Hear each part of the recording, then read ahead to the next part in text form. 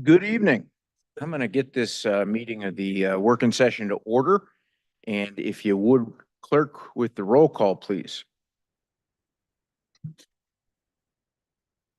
Commissioner Beaman, Commissioner Hodge, Commissioner LaBarre, Here. Commissioner Light, Present. Commissioner Machayevsky, Here.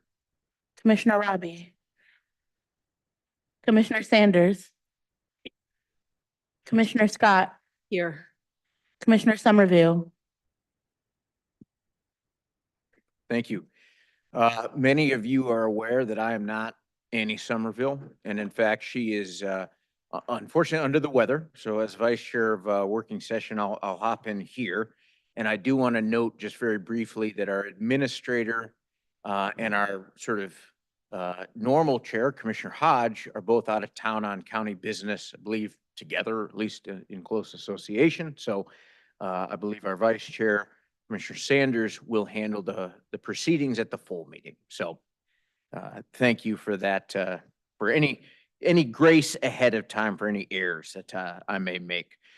And would open it up now to any public participation, any public comment that we have. You have 1 minute here, working session. Anyone here to give public comment? Okay. See no one in person. Ashley, do we have anybody online? Yes, Commissioner LaBarre, Administrator Dill would like to say something. This is a good opportunity to remind the administrator he has 1 minute at this meeting and 3 at the coming meeting. Good evening, Chair. Good evening, Commissioners. I'll be brief. I just wanted to say good evening and have a wonderful meeting. Thank you.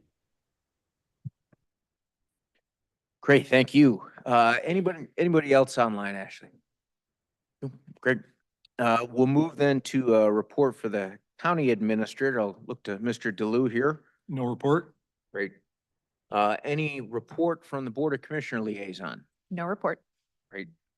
Move then to the sole discussion item. We're fortunate to have Catherine Jones Alter back with us. She's the Deputy Finance Administrator or Officer, forgive me, and open it up to budget reaffirmation process questions.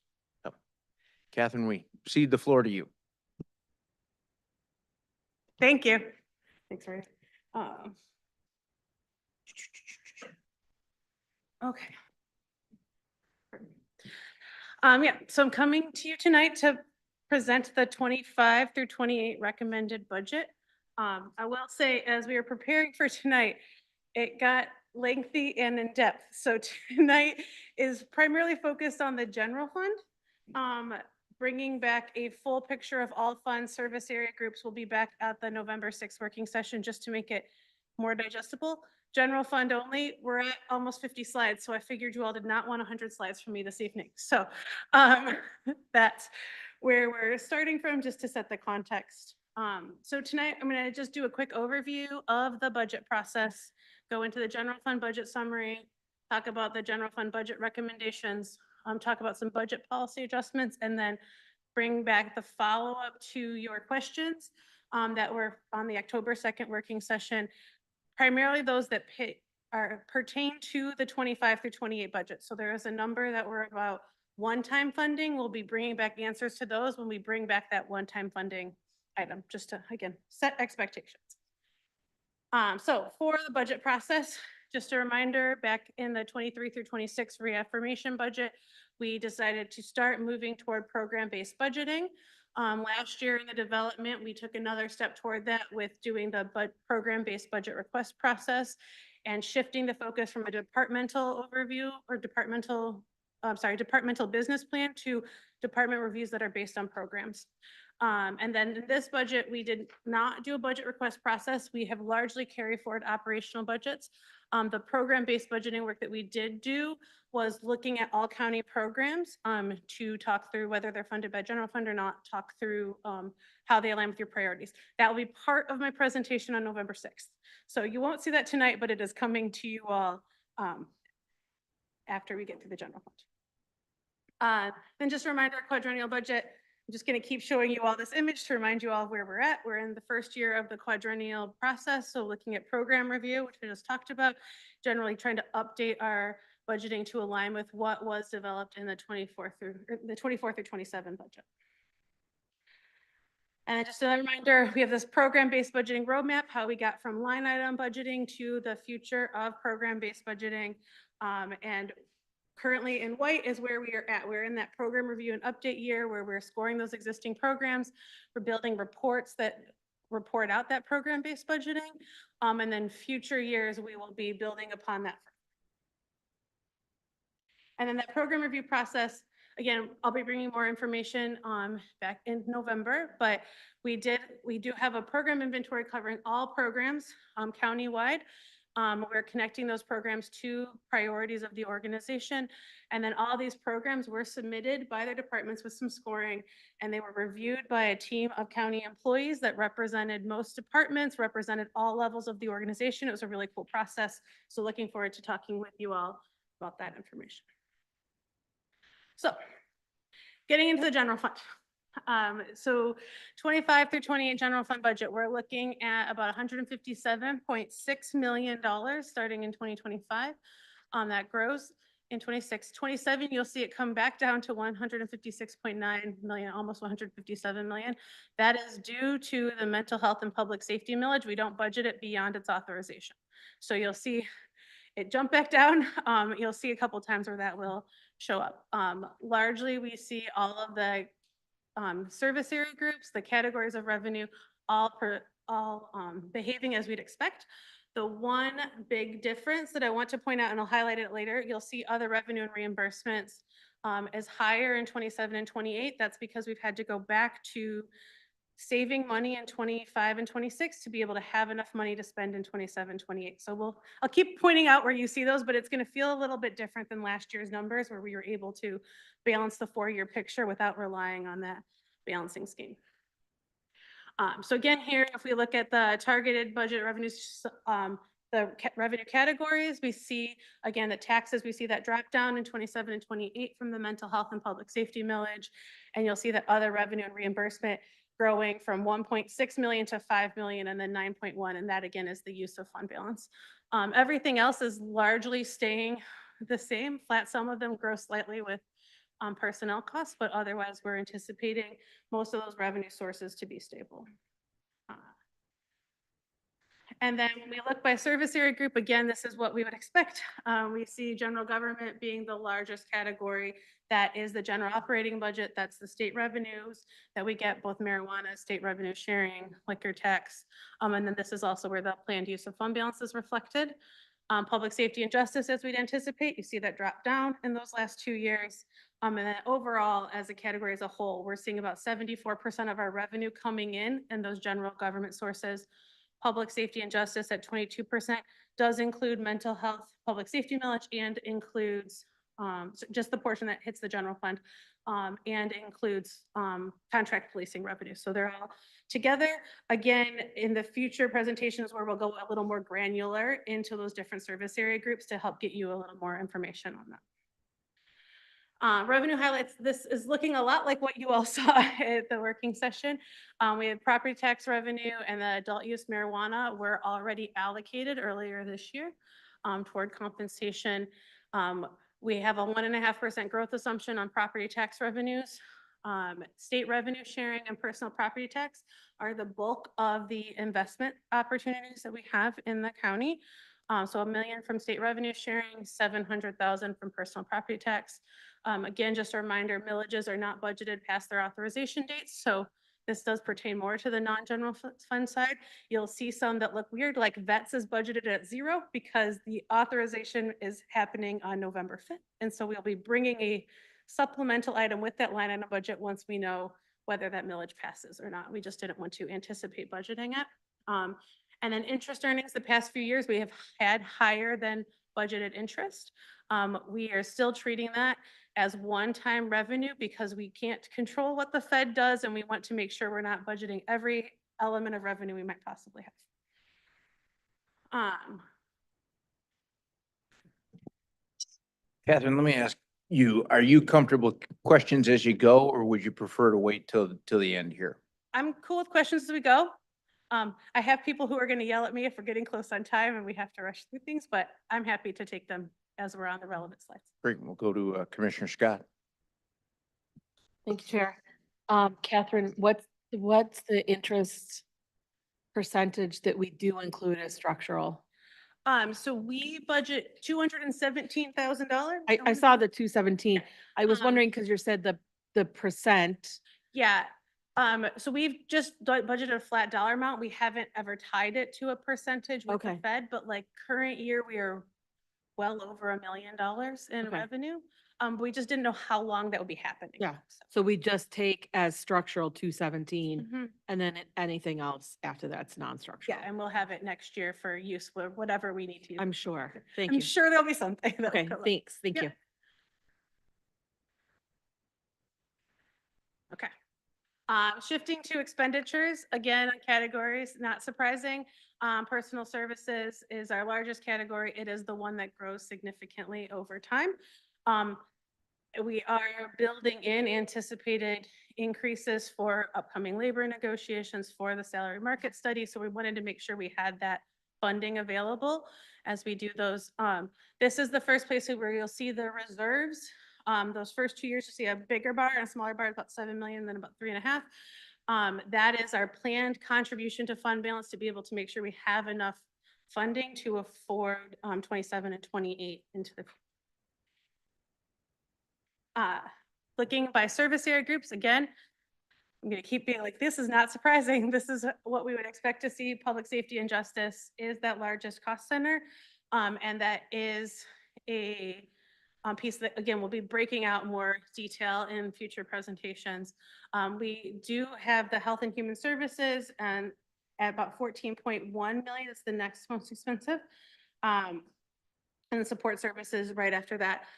General government, we see it kind of go down. That's again, the planned contribution to fund balance and then turning into use of fund balance, which goes on the revenue side in 27 and 28. And we see the cap expense credit. We always show it separately at the 12.5, $12.7 million amount. When we look by service area group, also percentage, public safety and justice is 66% of the budget. General government and the support services are both 9%, and then health and human services is 8%. That is both our human services allocations and our support to the non-general fund departments that do that kind of work. Expenditure highlights. These are ones we talked about last meeting also. So employee wage increases, we are making sure we reserve some funding to implement the market study and trying to have funding for additional across the board increases. So it's average about 945,000 a year for 26 through 28. So about 215,000 available in 26, growing to 945 in 27, 1.7 million in 28. And then we had the employee benefit cost increases with the medical renewal coming in well above the state cap, and then dental also coming in 10% higher than we had paid last year. So that estimated cost is about $2 million from general fund to cover those increases. These are built into salary projections. They're not set aside in a reserve, so they're just automatically built into the departmental budget. So it's, but it is about $2 million. And then county commitments, this is just from funding the general fund balancing. These are things that we know about that we know we need to do. There were a number of questions about these at the last working session. I have slides at the end that are responding to those questions. So just so you all know that is coming, but talking about creating the 1.0 talent management generalist and funding the employee engagement survey, that's for HR, funding the admin support position. It's 60% for 25 and 26, and then 100% general fund in 27 and 28. Creating the resiliency operating budget, which does include support to the environmental council. So that is in there. And then up to 250,000 for the market salary study, as well as additional resources, which we talked about on the last slide for implementing that study. And then parking costs for the DDA, raising the downtown parking rates, averaging about 240,000 annually that we need. Then moving into how we balance the general fund. So we switched our approach to attrition. We are moving the attrition directly into the department budgets. This is going to change the ability for departments to absorb other operational cost increases. We have been relatively conservative since it's the first time we've had to do this. Not had to, but the first time we've done this in a long time. The other potential risk with this is we are hoping with our signed labor agreements that we'll be able to increase hiring, which would reduce vacancy savings, which would mean anticipated attrition could be difficult to attain. So it's a thing we'll be watching next year as we do this. There should still be significant savings. We should be okay. Commissioner. Commissioner Sanders. So would these be the whole vacant? No. So this is basically looking, I'll use finance as an example. So we had about, if I looked at the past couple of years, finance has had about 90% retention. So about 10% attrition in our department. But also finance is now fully staffed. So we would hope that it would stay fully staffed, but we recognize that there's been an experience of some turnover in those positions. So like finance is budgeted at like 98, 99%. So it reduces the department budget slightly, but it's not like hold vacant positions. A hold vacant position, we don't budget because putting it on hold vacant removes the funding. But it is recognizing, to start recognizing where departments have had long-term vacancies that we have budgeting in full and to reduce those budgets for those vacancies slightly. Yep. The cap credit, again, we talked about and came in very close to the budgeted assumption for 25 through 27. So we were in a good place on that front. We did some technical adjustments to substance abuse and reimbursement revenues. And then the last piece, which I already talked about, is we had to shift back to that contribution to and use of fund balance budgeting technique. If you add up the total contributions to and the uses of fund balance, they do net out to zero. So we keep that funding mechanism at zero to make sure we're not doing anything too crazy. It's just a way to kind of absorb what we think future costs will be. Another item, just to revisit last year's budget, there was a number of items that because we were unsure about how the cap revenue would play out, that we did a new thing of annual non-structural funding that was a little confusing to absorb. We did confirm that we have the ability to turn these all into structural allocations. That is reflected in this budget. That was the intention last year when we did it. So that is making that youth services allocation and the food stabilization allocation structural, meaning it will go on in perpetuity. Makes me wish I was slightly more creative and didn't do 3-3-3-3-3-3 because that's gonna be fun to maintain into the future, but this is where we are. And then other allocations for the Washtenaw Health Plan, for prescription for health, additional MSU educator, admin operations, IT facilities, and then risk contributions to fund balance. Going to 640. There is a typo on the slide. I'll fix it. Prescription for health is 190,000. Sorry about that. Another item that is happening is we are shifting IT to be an internal service fund. So when I did the year-end report earlier this year, I had to talk a lot about accounting standards and GASB, and I don't like doing that if I don't have to. Shifting it to the internal service fund gets us kind of out of that. It means that we're not having these big swings in IT costs because when it's in an internal service fund, the way the asset is accounted for is different. I'm going to say it that way. And it lets us smooth those expenses. It makes it easier on departments to only have 1 year of expense, et cetera. So we are shifting it. The other side benefit of that is it makes IT and facilities have very similar accounting structures. They're relatively similar costs. So it kind of treats like things in similar ways. It has a net zero impact on the general fund. So because it's reducing the cap expenditure credit and reducing expenses, it makes it be zero. So it really is just a technical shift, but it is a thing that we think will benefit us on financial reporting in the future. Budgeted position changes. HR ran a JAQ and department reclass process. This is looking at the jobs that folks are currently already doing and the duties that are assigned to them, and recommending increases to those grades. So we have a number of departments representing those, but they're not newly created positions. The only positions that are being added, we have 4 FTE. So we have the talent management generalist. Water resources has a environmental specialist that will be fully funded by a contract with the city of Ann Arbor, so there's no net impact on the general fund. And then on the non-general fund, Veterans Affairs is asking for an additional veteran service officer to expand offerings to the vets in our county. This will only be filled if the millage passes. It's just in anticipation of the millage passing, making sure they can quickly staff up. And then Parks and Rec asked to create a deputy director of operations. Catherine, forgive me, I'm gonna just stop you there because I have a quick question. On the JAQ side, can you give us any heads up on the treasurer, why that reclassification number is so high compared to their relative size with all the other ones? Sure. I mean, so she did put in requests for a number of her positions of like what the jobs are doing. This recommendation is in alignment with the work that is already taking place. I can have Guillermo answer more about that. As to the If I number, could- it was the request that was made in HR going through the process. If I could summarize, it might be something we get more specific detail on at another meeting down the road in terms of the technical nature. Is that, but roughly that's the case? Yes, Okay. but we can get you more detail on that if you'd like. Go to, I saw Commissioner Scott and then Commissioner Sanders. Did you have a question?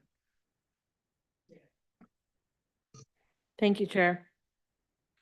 These are the budgeted position changes proposed in the budget? Yes. Okay. So these aren't the history of 2023 budget changes. No, not that history of authorized position that we were talking about the last meeting. No, this is just reclassing existing positions up a couple, it depends on the position, how many grades they have. It's a quick summary in the budget documents. There's a table with the unions and everything else. It's representing all unions. It's representing many departments. It's a holistic process that happens.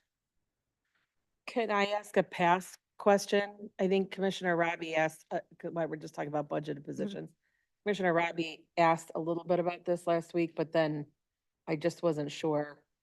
And that history of authorized positions coming from general fund, Mhm. we added one FTE to Corporation Council in 2023 as the Labor Relations Director. Mhm. And then the answer was, oh, that's Corey. But how did that position end up in Corporation Council? Because Corey was here before that. Sure, do. Yeah, I'll do my best on this, Commissioner Scott. Under a prior deputy county administrator, labor relations reported to that position. And when the Ms. Height, the prior deputy, retired from the organization, Greg evaluated the position and then reassigned that to report to the corporation council at that time.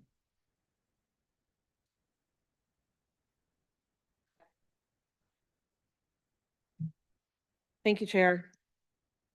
Commissioner Sanders? So I was just curious about I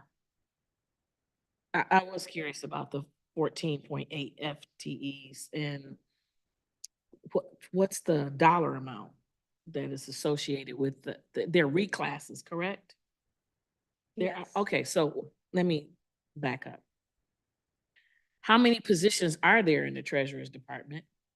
If we've got 14.8 reclasses, and what does that dollar amount look like? If you can't Yeah. answer tonight, can get it Do you to have me. the number of positions? Okay. He I popped can up with the look that laptop up. so quick that I was like, okay, he's got it. Just give me 1 second.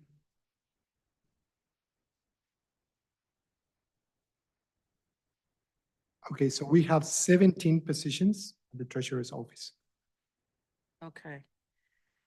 And do we know what this cost looks like for those 14.8 roughly? And as she's looking, so, hmm.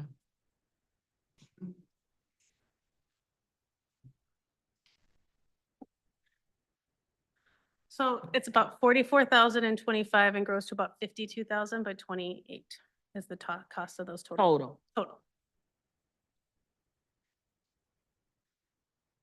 Okay, Generally speaking, about a 4% increase each year. And I feel like I want to ask as well, because these two numbers are popping up so much higher than the other. So parks, 9 FTOs, but how many overall staff? Significantly more. Okay. Hold on, we'll get you that also. Okay.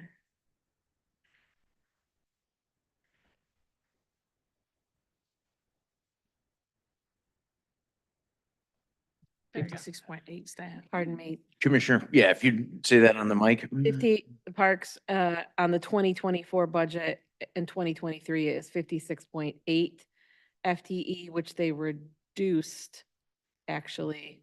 And now it looks like maybe they're looking for an increase. Right, as of today, we have 55 regular employees active in parks.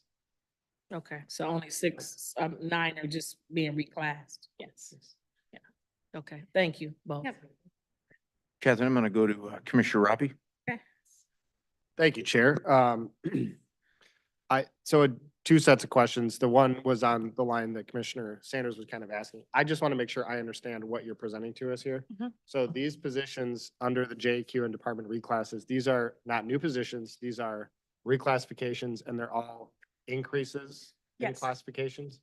Yes, so they're all positions where either the department or through the JQ process, they have provided evidence of the work that they are doing.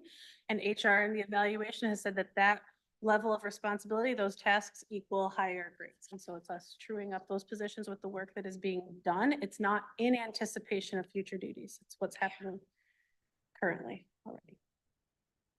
Okay. And so would be helpful probably moving forward for me at Mhm. a future time is just knowing what's the breakdown of these positions in terms of union versus non-union? Okay. In terms of the reclass. And then, in terms of the new positions so these are positions that you're proposing to create in the upcoming, Mhm. okay. And I think, so being on the Parks and Recs Commission, maybe I'm wrong, Commissioner Scott, but I don't believe we've heard anything about this Deputy Director of Operations position yet. I think it'd be helpful to hear what the plan is for that position and what the justification for creating a position like that is. I do know that there are, from what I've seen, it seems like some needs at Parks and Rec in other areas, and I'd love to understand why this is where Parks and Rec wants to invest its 1 FTE worth of resources. So that's just something I'd like to see generally. And then my other separate line of thinking was, I just, on the issue of the labor relations position, can you, basically summarizing what you said, trying to understand, basically prior to the current setup, it was housed under HR. And there was a decision made around the time that the last HR director was leaving to move the position. Close. So the prior deputy county administrator was formerly The HR director, the yeah, HR director. okay. And when she moved into her deputy county administrator role, took many of those labor relation responsibilities with her to county administration. Okay. And so, excuse me. Thank you. When she left the organization, we no longer had that skill set in administration. We also, if you recall, had some transition in HR recently too. And so in terms of all of the work to be done with our labor contracts over the past couple of years, Greg made the decision to reassign that the reporting of that role to Corporation Counsel, given Corporation Counsel's role in negotiations for the county. Do we have like an equivalent, well, that's really loud. Do we have like an equivalent position in HR for that or? No. So how does, so just trying to understand, like at the bargaining table, do you have, you don't have a team of people at HR that helps to manage those contract negotiations? Well, I participated in the negotiations. You do directly, okay. All right. Huh. I think just, I agree with Commissioner Scott that I just feel a little off about that setup. And I think I'd just like to understand more why we went with that way of doing things. So I don't know if there's a way that Corp Counsel and HR and administration could maybe put together some sort of memo on why this was done, just to help us understand? Certainly, we'd be happy to get something together and back to respond to that question, and explain what's happened in the past. Thank you. Other position questions? So just overall quick summary, again, referring back to the menu of option slides, making sure you all have quick references as we're going through future budget conversations. Catherine, forgive me, when I stopped you, I saw the light bulb of imagination and inspiration go on with Commissioner Sanders. So, yes, the sheriff's department FTEs. So just curious, so we're approving this in the midst of a change in leadership? Is that a normal thing, or would this not be something that we would pause until new leadership is in place? And I'm asking because I guess I understood that there were other things that are being paused currently until new leadership takes over. I think this is because it's an alignment with some of the other things of aligning with work that's being done. These are switching from deputies to deputy special assignments. Frequently, the folks in these roles are being paid at this a special assignment level. This is like formalizing the position. So I don't think it's as much of a thing as some of the other things, but there are many that we do pause. I can let Guillermo say more also. Thank you, Catherine. And also, as Catherine mentioned, this is justified by the current roles and responsibilities. So this is not something that they will get after the administration changes. These are things or duties that they are currently doing that justify this reclassification. Okay, So it is unrelated to the change of management. okay, thank you. Thank you. Or here, we'll go back to Commissioner Scott. I just, of course, put a cracker in my mouth. But I want to follow up from Commissioner Sanders asking those questions because it strikes me, sheriff, treasurer, water resources, all the same, countywide elected, change of office. This is just asking you to hypothesize. Do you anticipate seeing sort of a change in budget ask early in their term, or we wouldn't see a change in budgeted positions or budgets from those places until next year's budget reauthorization? I know, I'm really asking a very political question. I just want to say, I don't know. That's fine. I mean, But yeah, I feel like I don't know is likely the thing, but anything that is structural and especially around positions. So if it's a position modification, some kind of higher graded position, if it's not coming through next year's budget reaffirmation, it would come to you all in a separate kind of reorganization. So you all would see them in one of those two times if they're making any changes. I think the pace of them tends to depend on the person. yeah, I think most times we've seen transition, new countywides have come in and have wanted to modify something. So, but Thanks. knowing what is hard to know. I always say like we do this like it's budget season, but the budget's ongoing, right? Like it's not, but I don't think, and since I have been here as a county commissioner, those three positions have been the same person. So just in terms of history, what happens when a new person comes into those countywides to the budget, I'm sort of interested in knowing what's happened before. And so somebody who's been here for longer than me would let me know what happens generally. So I've got a heads up about what to expect. Would be great. Thanks. Go to such a tenured person there, Commissioner Robbie. I wore my 10-year sweater too today. You did. I'm just wondering, based on building off this discussion, the number of these employees in those three offices that are political versus, well, they're not called political appointees, right? Or are they? What do we call them? There's like sort of the civil service part of the offices, and then there's sort of the the positions that are more appointed by the elected officials, are these?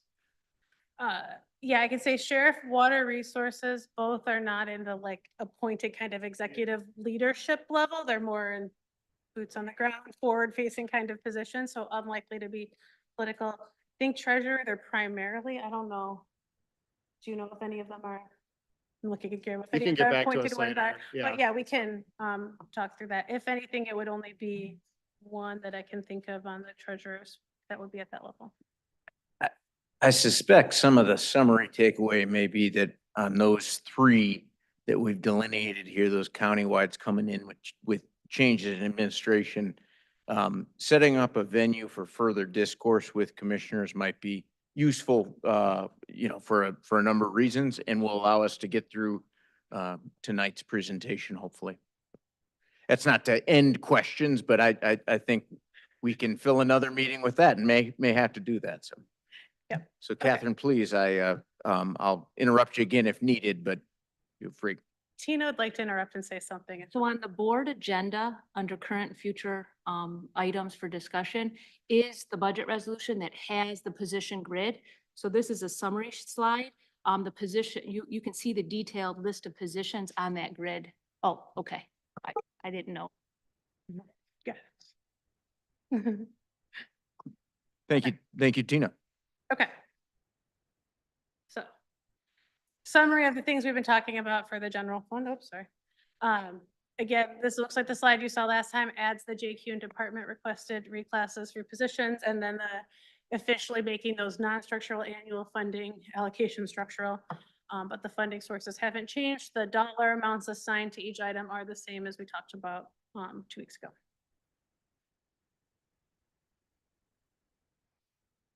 Commissioner Robbie.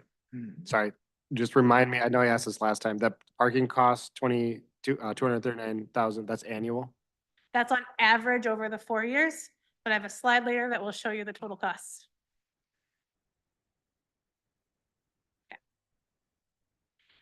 So into budget recommendations, again, these are no surprises. These are in alignment with what was presented at the last working session. In that discussion, nothing came out as a directive to start moving money around. So the recommended budget matches those buckets, but still available for you all to discuss and allocate as you would like. So state revenue sharing, we have the $1 million.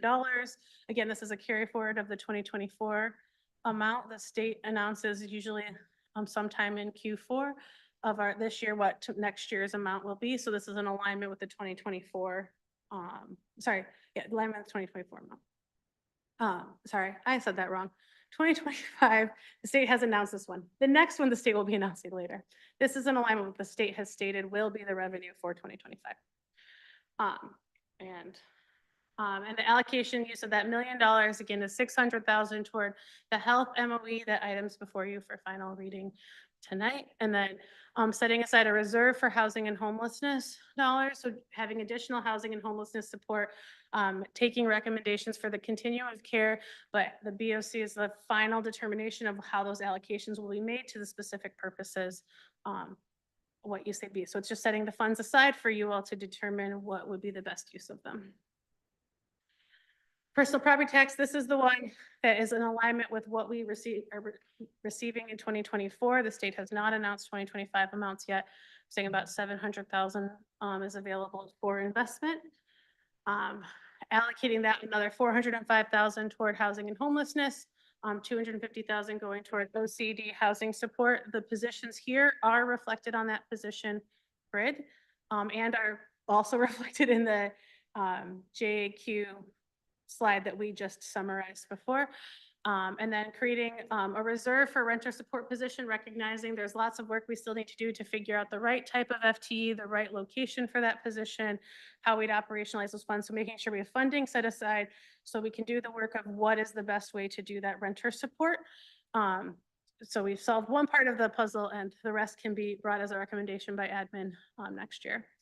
And then other allocations, 100,000 structurally for the East Side Rec Center, 25,000, it's miscellaneous board directed funding, or we can repurpose it to another item in these budget conversations. And then about 170,000 going toward those increased benefit costs for employees countywide. This is again, a quick summary. This one looks the exact same as the other items. I didn't talk about this before. Last time we talked a little bit about the budget request process that's coming, but showing it still is allocated at 0. And again, meant to be a reference slide for future discussions. So that's the last on the numbers. I'm going to shift to budget policies. It's going to be a real fun conversation. But if we want to talk numbers, it's a good time for questions. Commissioner Scott? Thank you, Chair. What did we do with the extra interest? You know, we had 217 that we budgeted. Yep. What did we do with the extra interest, since I'm gonna assume we earned more than 217,000 in interest? Yeah. So I can highlight that when we do our Q3 budget update in the general fund. I can talk a little bit more about that for Okay. sure. Right now, it's not slated for any use. It's just going into the pot of general fund dollars and funding the pot of general fund expenditures and how it all shakes out. So it hasn't been intentionally dedicated any which way. It also hasn't been budgeted for 2024 either. So the 2024 budget's hanging out at 217,000 also. Do we know what the delta is between that? I'm gonna go with over $1 million, probably more. Oh, So, okay. but I'd be happy to make sure we highlight that for you all in the future ones. Thank you. Thank you.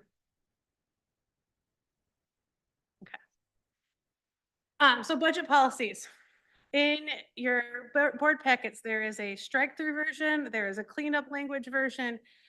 I find both of those difficult to read and know what is changing. So I have a slide per change with the original language, the modified language. I am not going to read these all to you, I promise that. So quick highlight of what we're doing in each one, and then if there's any further discussions, happy to have them. So budget policy 2A7, this is just reflecting the change to attrition budgeting that was passed in resolution 24-107 earlier this year. The language is removing the reference that we budget the sheriff at 100%. I should say, well, it says attrition, but would be at retention. Removing that language and removing the language that says actual experience over the past 5 years. We've been taking a much more like recent year picture. 5 years is a long time in positions. So, so just reflecting those changes, nothing too exciting here. Most of them don't have anything exciting. This one's very long. I'm sorry for the font size. This is reflecting the changes to board compensation that were passed in 2023. So changing the referencing resolution, changing the base salary amount, also making sure we've added the vice chair of standing committees as someone that gets an additional stipend that was missed in the old language. 2C1, this is reflecting the budget request process. Last year when we brought you the budget policies, we wrote it like we were doing a budget request process every year, that there's a budget task force every year, and that's not how we're operating. So this is just making that in alignment with what we are planning to do, reflecting that the budget request process happens in years 2 and 4 of that quadrennial cycle, and shifting the criteria to be looking at the impact on good governance and removing the degree on reliance on county, because that felt like a weird amorphous thing, and really trying to make sure we're doing good governance felt like a criteria that was more in alignment with the board. Catherine, I'm gonna stop you to jump to Commissioner Scott. Thank you, Chair. So I thought about this a little bit last year, and then again, when I was reading through things again this year, I have, although I love that we're coming up with like a way to look at how we're doing, I'm trying to find my notes in here, that we're looking at how to do budget policy change. Of course, I can't find them now. But I have concerns about cost recovery or savings as a potential, like, oh, there it is, wait. Because I can't, now I found my notes, but I can't read. That's fair. I have, this is slightly problematic, and then it looks like Thump Icky Burrow Bush. Yeah, because I guess because some things don't have, like you have that in the budget request, the cost Mm. revenue, like there's a scoring for like none, 2, 3, 4, Mhm. 5. Yep. And some things aren't going to recover costs Mhm. or generate revenue, Mhm. like, and I'm thinking things like the human services that we do aren't gonna get any cost recovery or savings Mhm. to the county. Yes. So I don't know. I hate saying something when I don't have like a process solution for it, but it is something that I have concerns about, how when we're scoring criteria for people's budget requests, if somebody ends up scoring low there, but whereas in fact, we really need the budget for that service. Yeah, so I will say, so each of these have relatively the same amount of points. We can always change the point allocations to different aspects if that feels right. It's meant to, I mean, this is next year's budget request process will be the second time we've done it. So, it's a Yeah. work in progress. Happy to change that. There is no program that's going to get 100 points. The whole point isn't to try to get it 100 points. I think using a program like you're talking about, yeah, maybe there's no additional revenue for it, but is it having a large impact on equity, building safe and healthy communities? Are they using data and getting good points on impact on good governance? And then they're getting a large bucket of points there and they're still scoring relatively well. Okay. But I think also if we use that as a lens, when I bring you the whole program review inventory, you can see all of the programs and kind of see how the different buckets of points play out. It might either help, or if it feels like a concern, then that's when we start talking about how we want to address it. So. Can I add an additional thing onto this too? One of the things that I got a note someplace about it too, is that I am thinking about when we're talking about, we have really asked for some metrics from our nonprofit partners about performance. Mhm. And I think what's good for the goose is good for the gander. And I'm wondering if somehow we can get that into our budget policy too. This is for my colleagues to Mhm. think about, if we're asking nonprofit partners to give us metrics about what they're doing, I would like to see metrics from county departments and services as well. And that is part of my budget decision, Mhm. in terms of policy. Yeah. I think that that could be really helpful. I don't think it's fair if I ask somebody outside of the county to do that, to give them money. I still would like to understand what's happening in the county with the money that I'm giving as well. Honestly. So maybe some. Andrew is not. Andrew is going crazy next He to is me, very happy. but I do think that that's something that I would like to see us build into that Mhm. policy to talk about Um, things like that. And you're right, it's not in policy now, and we could get together some policy language if you would like it. We can bring something to you all to respond to. It is built into our process in the 24 through 27 budget. We asked for metrics for each program in anticipation of, at the end of this fiscal year, we'll have actuals, and we can ask the departments, what were your metrics on the things you told us you were gonna do? So it is also a work in progress, but you are right that it is not encoded in policy, and I am happy to put that in policy if we would like it in policy. I'm going to go to Commissioner Beaman, then Commissioner Robbie. All right, I just have a quick follow-up, just actually really clarification. I think you explained this, but I just want to, for my own head. So under the modified language, A, B, C, D, E, F, they're all weighted the same? Yes. Okay, because of the alpha order, it's making me think there's importance here, but if there's not, Yeah, there's not. technically, A and B are worth 16 points. C through F are worth 17 because I had to make 6 go into 100. But other than that, they're roughly the same. So I did make cost recovery 1 point less than any of the impacts, so we've already minimized that. Thank you. Commissioner Robbie. Thank you, Chair. I'm wondering, it looks like you're adding impact on good governance. Mhm. I mean, just like with a lot of these, like, how do you rate that? Like, who's gonna put forward a proposal that has a negative impact on good governance, and who decides that? I mean, no one has, but I mean, in theory, something could be great for equity, climate action, building safe and healthy communities, and is just allocating funding in terrible ways and is not doing it in the right way. But it very rarely is the negative used. We're just holding space that like sometimes things that make a big impact in some ways could have a negative impact on others. Like I guess I feel like that's sort of a subjective It- marker. it is relatively subjective. That's part of why we have in the review process, we have what the departments say that they think they should be rated, and we put it in front of a team of county employees to be like, do you agree? Do you think this is overstated? Do you think this is understated?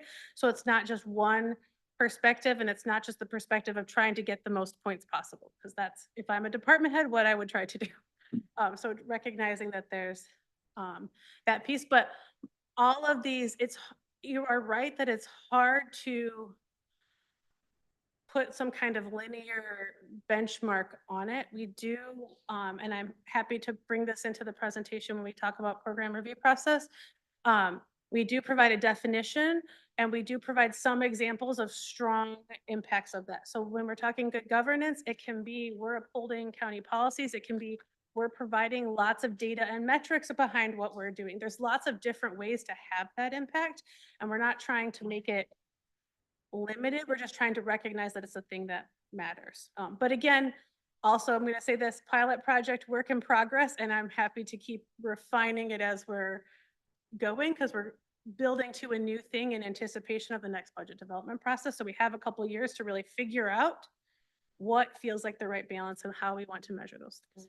I guess like what I'll say for the medium to long term as maybe a goal that we should aspire to is for these metrics, we have a climate action plan that the board approved. So it's easy to reference the climate action plan and say, hey, the board set this goal for the county, and you can rate it on a scale of negative to extreme, which I think that's so funny that Yeah. extreme. We So- have something better than strong. We went for it.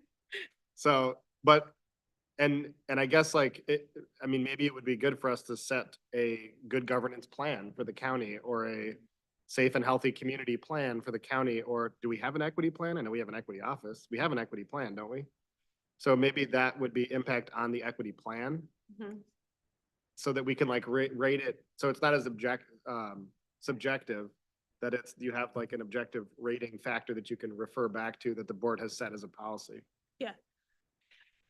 I'm going to chime in there and just say my 2 cents as one commissioner.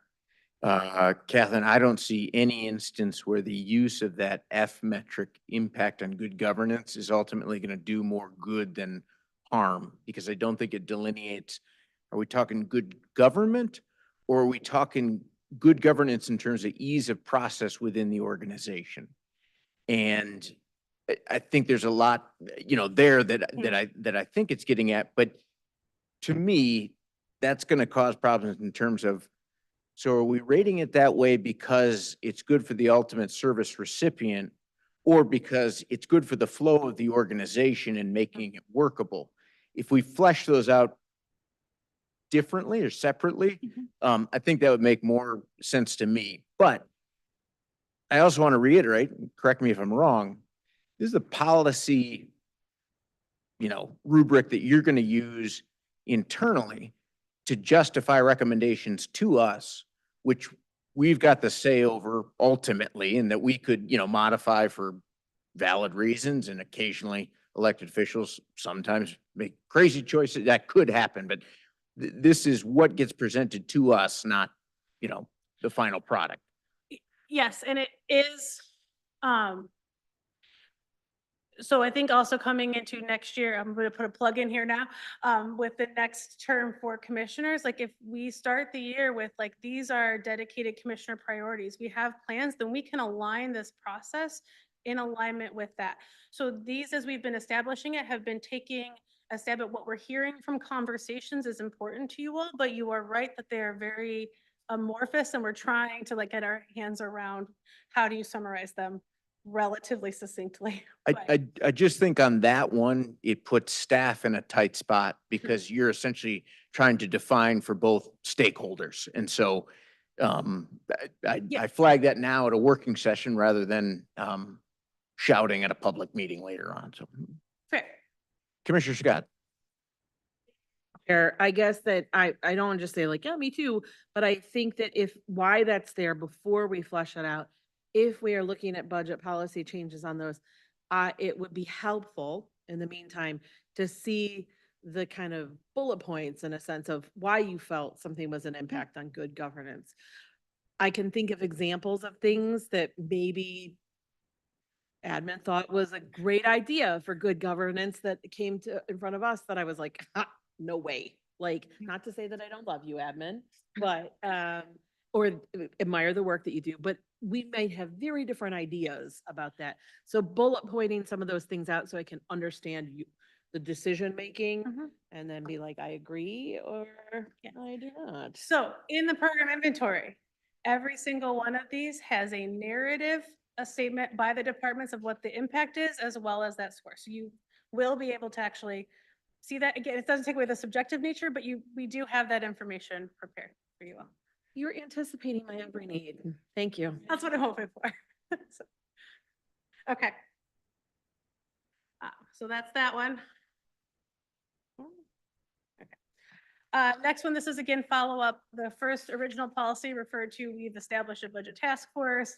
We've done all these things. I tried to clean up the language to reflect the earlier one and just talking about when we do this, there's a cross-section of the county that will be established to review the request, not necessarily using the official phrase budget task force and not codifying what happened in the first one is a thing that will always happen. But Catherine, we had one more hand up from Commissioner Robbie. I guess this is more of a statement, but to your point earlier about the budget process and building off of what Commissioner Labar said, I think the earlier in the process, and I think you agree with this, but the earlier in the process that we can get sort of like commissioners to set the tone, the better, because what I don't love is like, I know you guys are like trying to base your recommendations on like what you've heard at the board table, but once the recommendations are out there in a slideshow, it is hard for us to like backtrack and be like, yeah, actually, we're not going to fund that. You know, so I feel like it almost would be better to find a way to like enter the process earlier on to set the tone of like what the team is doing so that when the proposals get to us, they're more reflective. Not to say that the proposals that you put forward aren't reflective, but you're trying to like piece something together based on the meetings that we've had. And I feel like we need to find a more formal way of getting in the process early and maybe, so just something to think about. Yep. Okay. Hold on, I gotta find my talking. 2D12, this is just, we had a budget policy talking about the implementation of MAG. It's been implemented. It is replacing every time it says implementation of the Washtenaw County MAG classification and compensation program with the phrase increased compensation. So recognizing it's been implemented, we have a compensation system. The funding mechanisms that we're talking about are just going toward compensations, just cleaning up that language and removing that reference to that one point in time process. Okay. Next one,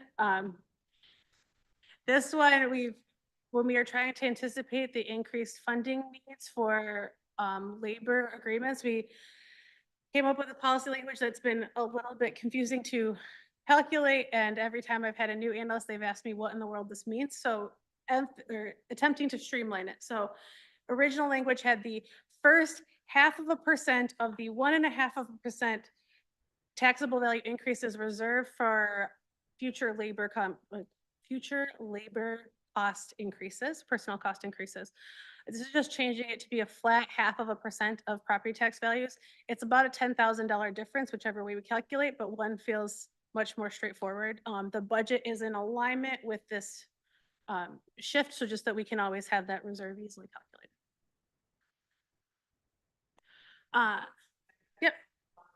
Yep. Commissioner Scott, will you turn that mic on? Did you have a question or were you just asking her back to? Yeah. Thanks. Just letting her read it.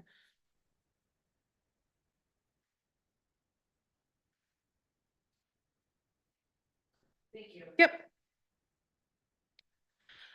Next one is about Food Policy Council. It was established as $7,100 as a non-structural thing from the undesignated allocation. We've been funding it for years. So just changing the policy to say we're funding it structurally is all that is happening, removing the reference to the undesignated allocation because that's not a budgetary mechanism that we are using anymore now that we have the BOC priority org established. Okay, so next one we have next up we have two budget policies we're talking about eliminating. Again, this is just to align our budget policies with practice. The first one is for a long time, there's been budget policy around non-union pay for performance. I was hired in 2008 and has never happened for me. So just so we're establishing, it was suspended during the recession. It has not ever happened. We just never got the policy language cleaned up.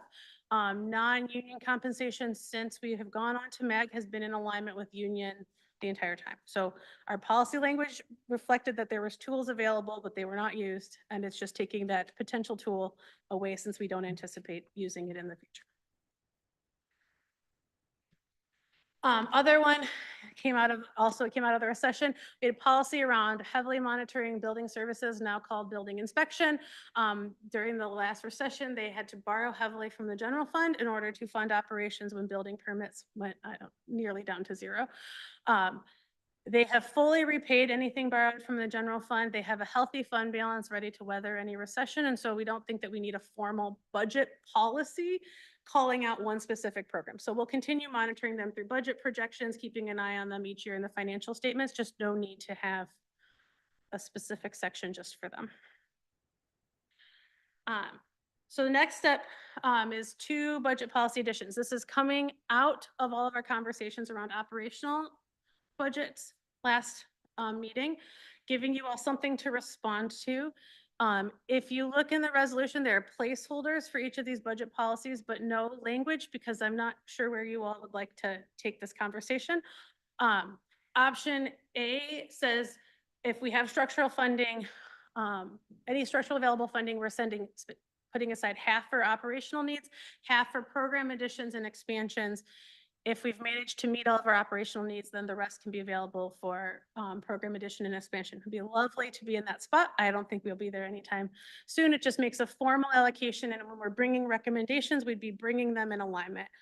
I will say before I get to option B, all of this is predicated on us having the time to do a full operational assessment of where those pain points are. We do think that will take a while. We want input from the departments. We don't want to speak for them. We want to make sure that we've had that whole thing, a whole process around that. So this would just be setting policy language so we're prepared for the future.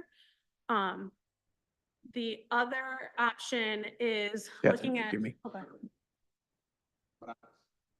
Okay, go ahead. Okay. The other option, just another idea of a different way to approach it, is saying structural revenues from the general operating millage property taxes that exceed any needed funding for personnel cost increases will be reserved for operations of the county departments. I do think that this will result in less money being available for operations, but again, spitballing ideas for policy language that we could use. And then same parameters around if all operational needs are addressed, then we could redirect those funds that were first reserved for operations to other program additions or expansions. Go to Commissioner Robbie. Just an ask, I guess, for the slides where you're adding language, I think it'd be helpful for me to first understand what you're trying to accomplish. Oh, sure. So Okay. Yes. what are you trying to accomplish? Yes. I got ahead of myself, so thank you for asking that question.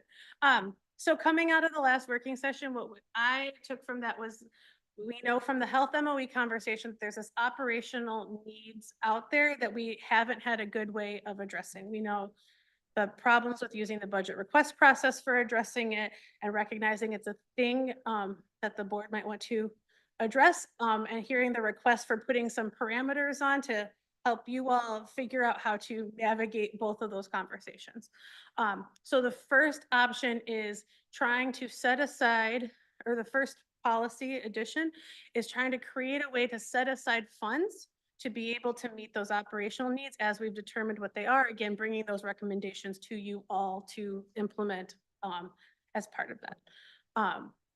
So that's the goal of this of just like creating that funding mechanism to set aside funding for what would be considered operational needs.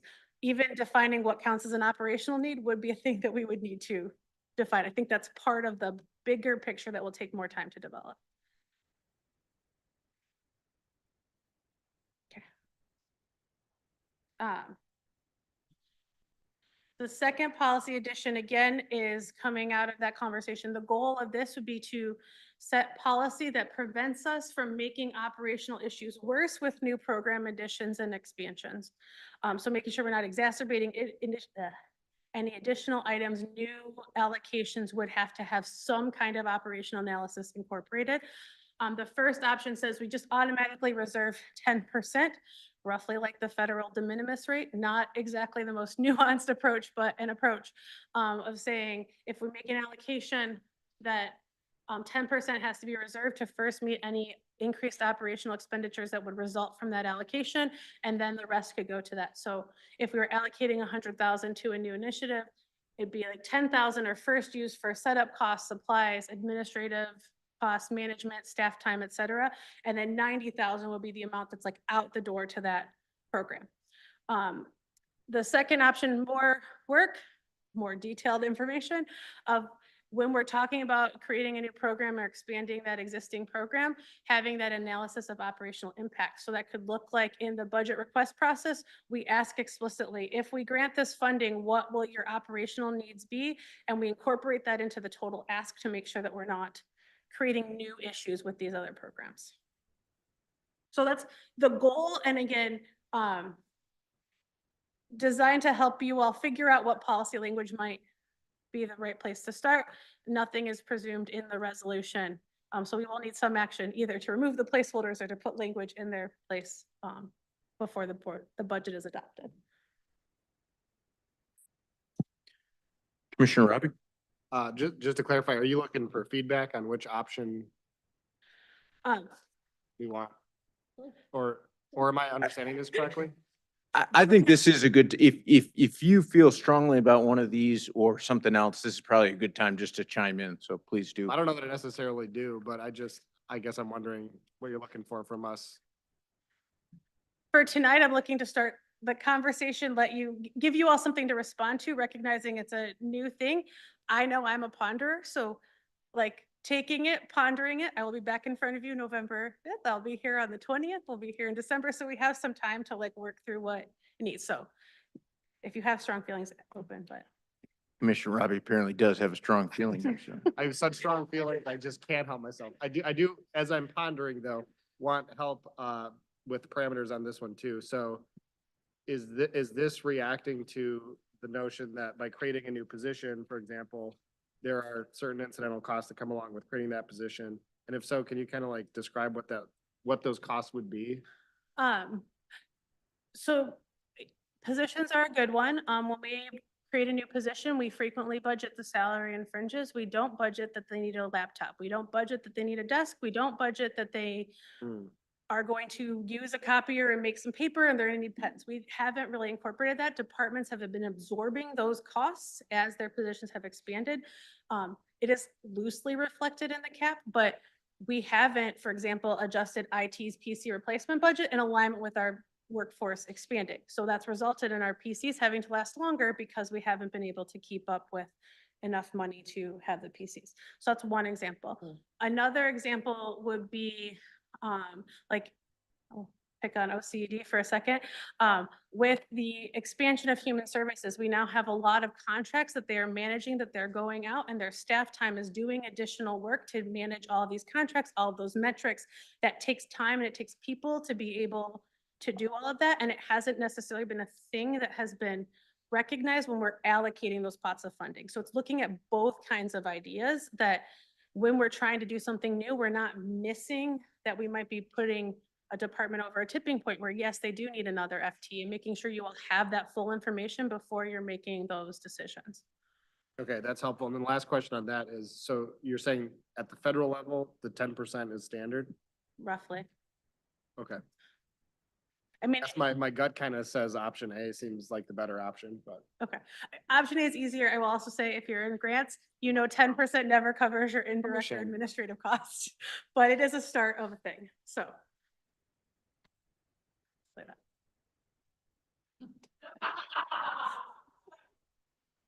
Sure. Catherine, forgive the boisterous laugh there. We will we'll move on. Okay. So that was the end of the policy discussion. Thanks for riding with me on that. I just wanted to make sure you all knew what was included in all of that language. The last slides we had, recognizing time, okay, is just follow up to all of our conversations last week. Again, just to remind you all, there's a number of things that came out of the one-time funding that we talked about, and they're not addressed here because we're not talking about one-time funding in the budget. So that's the only reason they're not addressed, but we can answer questions as they might come up. First one was talking about human services, general fund funding. This right now is just focused on general fund. When we bring you the whole picture, we'll be talking about how we are leveraging external funds with these dollars, but especially in asking about what human services funding looked like back when we were on COFU, what it looks like now. You can see when COFU ended in 2021, since 2022, we have greatly expanded our human services funding. This is sheltering dollars, this is youth services, this is food stabilization, senior allocations. The 2025 amount is anticipating that when we bring you the Q3 technical adjustments and the use of fund balance, that we'll be allocating that $1.25 million for winter sheltering that was loosely talked about in the last meeting. That is the largest source of that jump from 2025 and going back down to 26, 27, 28. You can see that even the ongoing structural dollars are well above 4 million, where we used to be under 1.5 million. So we have more than doubled our county general fund contributions to human services. So that's that. Any follow-up questions on that? Next one, this wasn't directly in response to any question, but just wanted to provide you all this information. Last year, we started the BOC Priority Allocations Org, and this is just showing what that org is going to look like in this budget, where that money is being allocated. So we have those structural ones for youth services and food stabilization, or those allocations that are now made structural. Additions here are the health MOE of 600,000. Likely in the future, we will move that into the normal health appropriation, but since it's coming out of the board discussions, we wanted it reflected here. You see housing and homelessness dollars is the housing and homelessness that haven't yet been allocated to specific purposes. Last year's housing and homelessness all went to creating the, I believe, 8 positions in Hawk, and that's fully funded through this. So just letting you all know where those allocations are all at. East Side Rec, we have 505,000 almost budgeted on an annual basis. That can be construction dollars until it's built, and then can be operational dollars in the future. Yes, we're going to go to Commissioner Sanders. So the funding for Hawk is for salaries? Yes. It's just the positions.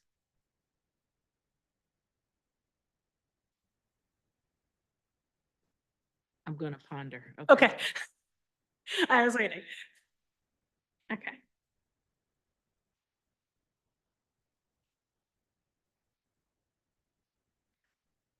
Commissioner Beaman? Apologies. The community violence for 2025, Mhm. are those Uh, dollars? Yeah, this is money that came out of a board action earlier this year about the surplus ARPA funds that had been allocated to Supreme felons that weren't going to be able to be spent down, and repurposing them to be spent next year out of general fund balance. Okay, So, that, I assume that's, but I don't want to assume, so thank yes. you. Everyone's favorite, parking and DDA match. So this is showing the estimated cost of parking. So it's estimated at 710,000 in 25, growing to 935,000 in 28. The estimated revenue increase is from, in labor negotiations, employees downtown agreed to pay $30 a month instead of $10 or $20 they were previously paying. So that has slightly offset the cost increases, but largely is not keeping up with what the DD will be charging. And then that shows the original budget. And so the budget need is 126,025, growing to 351,500 in 2028. Facilities has been working diligently to get as few people parking in the structures as possible. They have moved folks to the county lots, especially recognizing remote work, we can give more access to that. But at the same time that they did that, prosecuting attorney and public defender are both looking at expanding their workforces, which then just takes up those parking passes that we had just freed up by moving folks out of that. Facilities is also exploring a pay per park option. They're seeing the Republic Parking has said that it's a thing we can do, but we don't know what happens if we take parking passes away. We don't know if they're gonna struggle to give them back to us. So we're working through if that's an option to see if that would result in any cost savings. But in the short term, parking in the structures is our best option for county employees, and this cost is what the cost is, unfortunately. Commissioner Robbie. I hate to suggest a very unpopular position, but one thing that I have heard from a lot of our friends in the broader county workforce are the complaint about the inequity of like somebody doesn't choose whether they get to work downtown or not. And so why should the people downtown have to pay the $30 and people that work at Hogback don't? So, and in addition, my brain goes to, it costs money to maintain the parking lot at Hogback too. So why are the staff that work at any other county facility? I guess I'm wondering, like, is there a way to like smooth out the costs so that the people downtown are not paying 30 and the people everywhere else are paying 0? But like maybe every county employee pays $10 or every county employee pays $5, so that, has that been considered, or is that like, am I gonna get run out of town? I'm gonna say, to do the kind Yeah. of change would mean a contract negotiation element. Like this is written into the labor contract, so that's part of it, but sources history, I'm gonna defer to other folks. Sorry.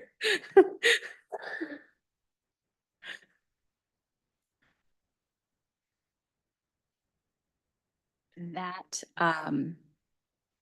idea was informally discussed as part of negotiations, but was never something that made it into a formal proposal from our labor friends.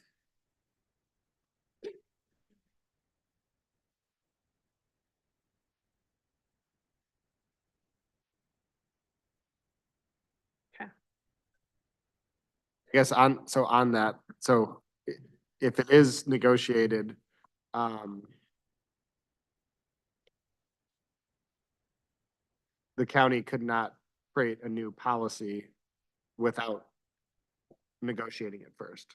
So if it came from the board, That's correct. The cost of parking would have to be negotiated for our unionized employees, not necessarily for the non-union. You can have a different policy for them.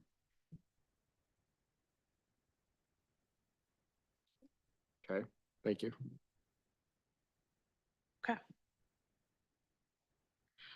So another question that was asked was with the additional funds for the admin support position, what does county admin positions look like?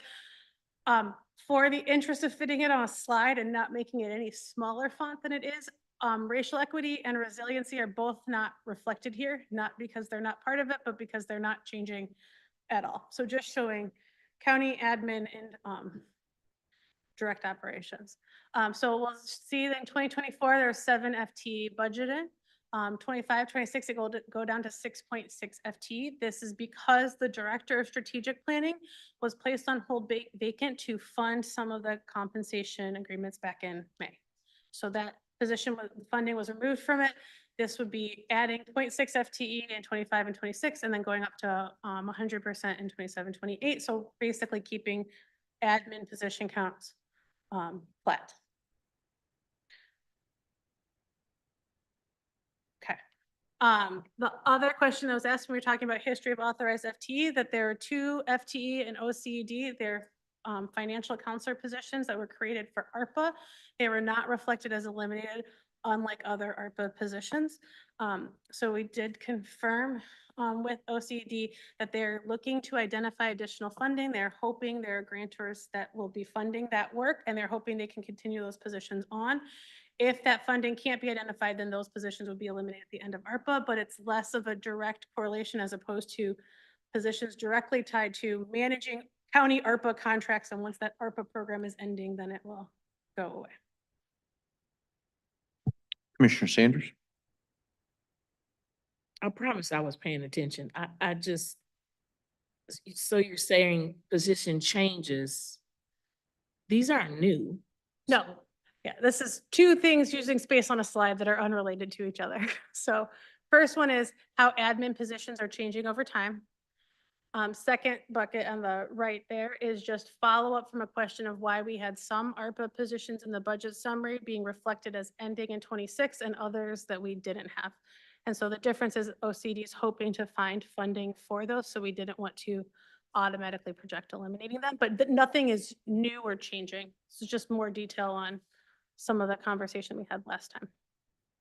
Okay, because it's kind of misleading, like Okay. position changes, but they're not changing.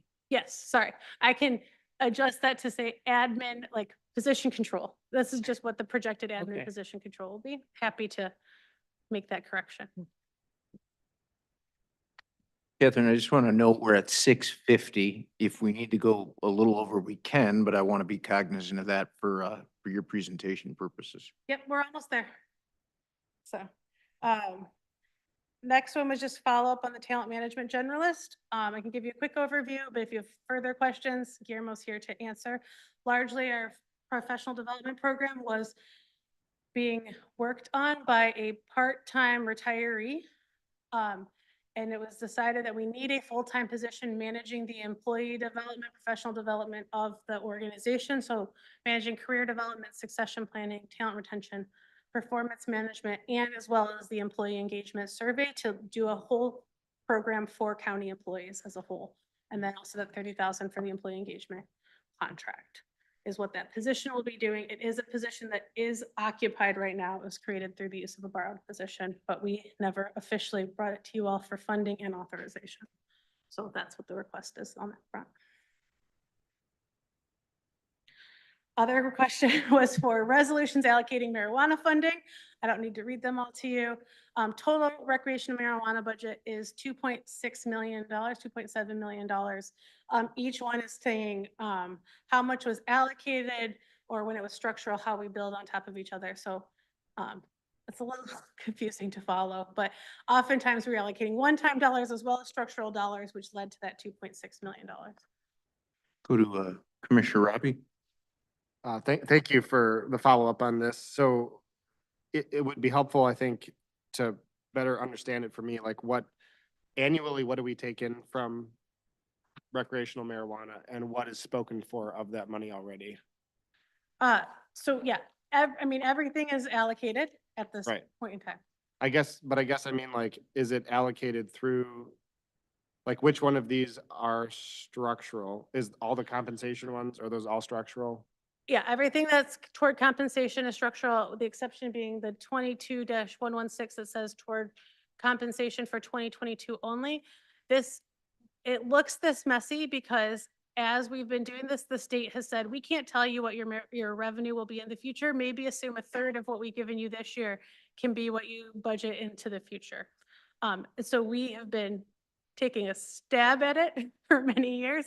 It does look like we're hoping we're topping out as best we can tell, but one of the things that happened, like we expected to flatten out last year, and this year with the way the revenue gets distributed, the number of dispensaries we had was relatively flat, but because a lot of dispensaries elsewhere in the state closed, our market share grew and then we got more revenue. So how that all plays out is still hard to project on a relatively new revenue. But I can try and put it in a slightly different version that shows each one. But when you see the 21,097, the 231 was structural, the 22,226 for the 973 is structural. the 23,113, where it says the increased future years by 964, that is the other structural allocation, and then the last one is the 1019892. So is the total recreational marijuana budget, the 2.6 million, is that the total revenue that's coming in? Yeah, that's what's Annually? budgeted annually in this budget. It is roughly equal to what we were receiving in 24. Okay, and that dollar figure, percentage wise, looks like just about all of it is going to compensation. Yes, so we established the operating budget for racial equity office. They have had that operating budget for a number of years, but the rest of it has gone toward compensation. So their operating budget is the 500, almost No, 600? It started at 231. There was a reorg in 22, I want to say 23, where we were looking at what operations would actually look like, what was needed by that department. There was some available funding that went toward that reorg at that time. I can get the details of that if you all would appreciate that. I can find it. I just don't have it I on think that'd be the helpful. top of my head right now. So as like a general, though, it's about, is it correct to say it's about 500,000 or is it really the 230,000? No, it was, I want to say their operating budget's a little under 200,000. Okay. But yeah, yeah, so nothing was ever adjusted, but they also have not been spending more than that allocation in the budget. There's frequently a surplus in that office that has gone to cover other things. So that's part of why we haven't expanded that, is that the need of those expenses hasn't been demonstrated yet as well. Just one more question on this. Is that 200-ish thousand, does that cover, that doesn't cover the salary? No. So the salary and benefits for the employees and the racial equity office are separate. This is money that's used for programming, basically. Yes. Okay, thank you. Yep.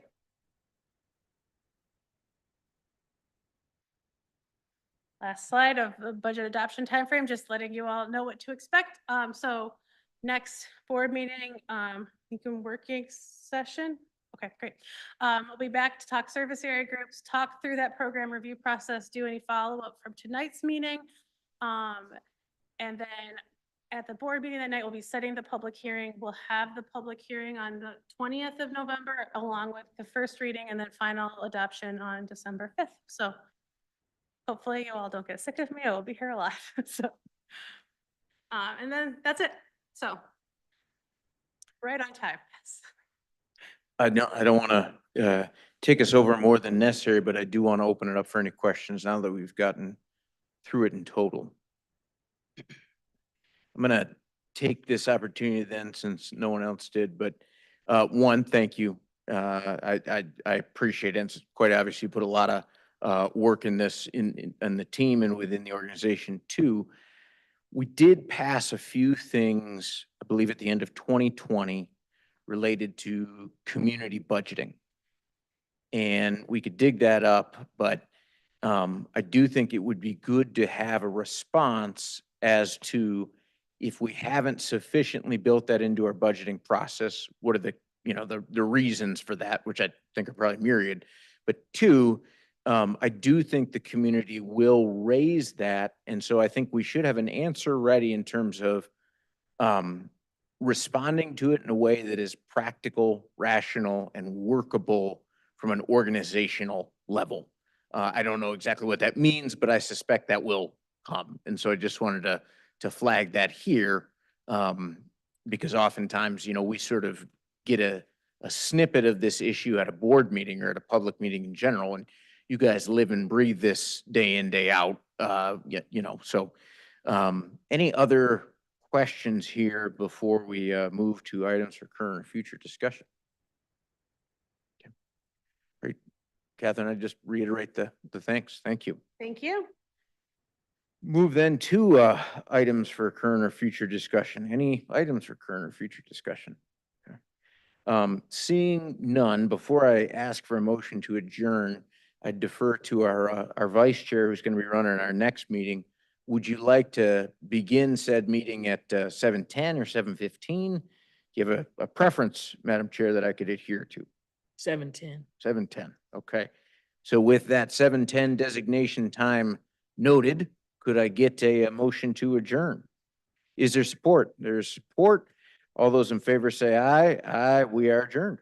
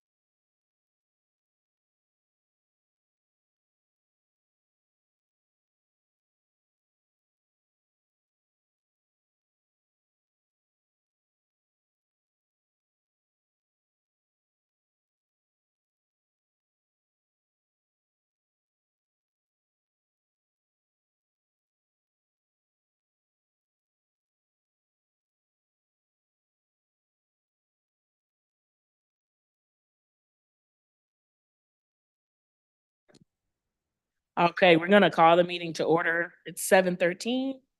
And if we could ask everyone to stand for the Pledge of Allegiance.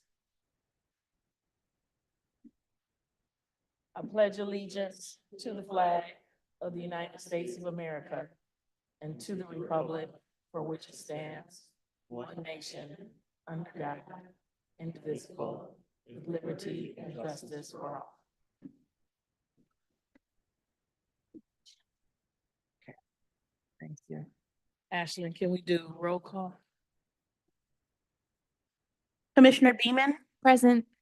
Commissioner Hodge, Commissioner Labar, Present. Commissioner Light. Present. Commissioner Machewski, Here. Commissioner Robbie, Commissioner Sanders, Present. Commissioner Scott, Here. Commissioner Somerville.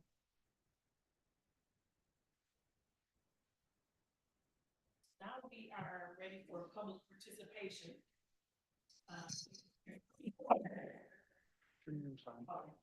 Guess I need to turn the mic on. So public participation allots for 3 minutes. We do have a timer up there that will help you stay on time. The yellow light will turn on when you have 1 minute remaining, and then the red light comes on when you are out of time. At which point I will allow you to finish your sentence, and then we'll try and wrap that up, just in fairness to everyone. And so that doesn't seem like I'm picking on anyone. We're going to keep each person to their 3 minutes. And hopefully you will recognize that that is in fairness to the next person that is supposed to speak after you, if we have anyone. So do we have anyone in the audience for public participation? And come on up and come to the mic. If you will. Okay, she's got a handout. If you will, please kindly give us your name and where you live. That part of my 3 minutes? No. Okay. Christine Mikesell, Freedom Township. Thank you. I'm here tonight to comment on the county's material management plan. I know there's a committee that will develop the actual plan, but this board is ultimately responsible for all aspects of it. One concern is the makeup of the planning committee. It's top-heavy with representatives of large and small waste management businesses, not citizens. I understand you can't fully resolve this concern because Lansing has dictated that certain requirements must be met when staffing up the committee. However, you can address another concern with the committee's makeup, its lack of balanced geographic representation. Looking at September's appointments, for example, I see that Ann Arbor is very well represented. There's a couple appointments associated with Salem Township, another with ties to Dexter, and there is a resident from Northville Township, which is located in Wayne County, for those who aren't aware of that. What I don't see is representation for the citizens of communities located in rural southwest Washtenaw. I'm talking about places like Freedom, Sharon, and Bridgewater Townships. In other words, a large swath of the county will have little direct input. And frankly, we are feeling overlooked, left out, cast aside, lonely days. I know there will be some opportunity for citizen comment during the committee meetings, but speaker time will be very limited, and it's not the same as having a seat at the table. The plan is required to cite future material utilization facilities when insufficient capacity is forecasted. A good siting plan requires recognition of unique circumstances in a locality. Clearly, urban and suburban conditions would be quite different from rural Freedom Township, where there's no hazmat capability. The volunteer fire department is 20 minutes away, and it's not unusual to be stuck behind slow-moving farm equipment or gravel hauling trucks. But to know those things, you have to have someone on the team who knows that life. I'm sure the people already appointed know a lot about waste hauling and landfills, but there's nothing to indicate connections with Western Washtenaw and awareness of its unique circumstances. I think it would be difficult to fully evaluate siting potential within the county lacking that type of insight. This board can address the lack of geographic representation and end up with a better plan by requiring the designated planning agent to at least appoint a citizen representative from rural western Washtenaw County. I urge you to ensure a more inclusive committee is formed. Thank you. Thank you. Do we have anyone else?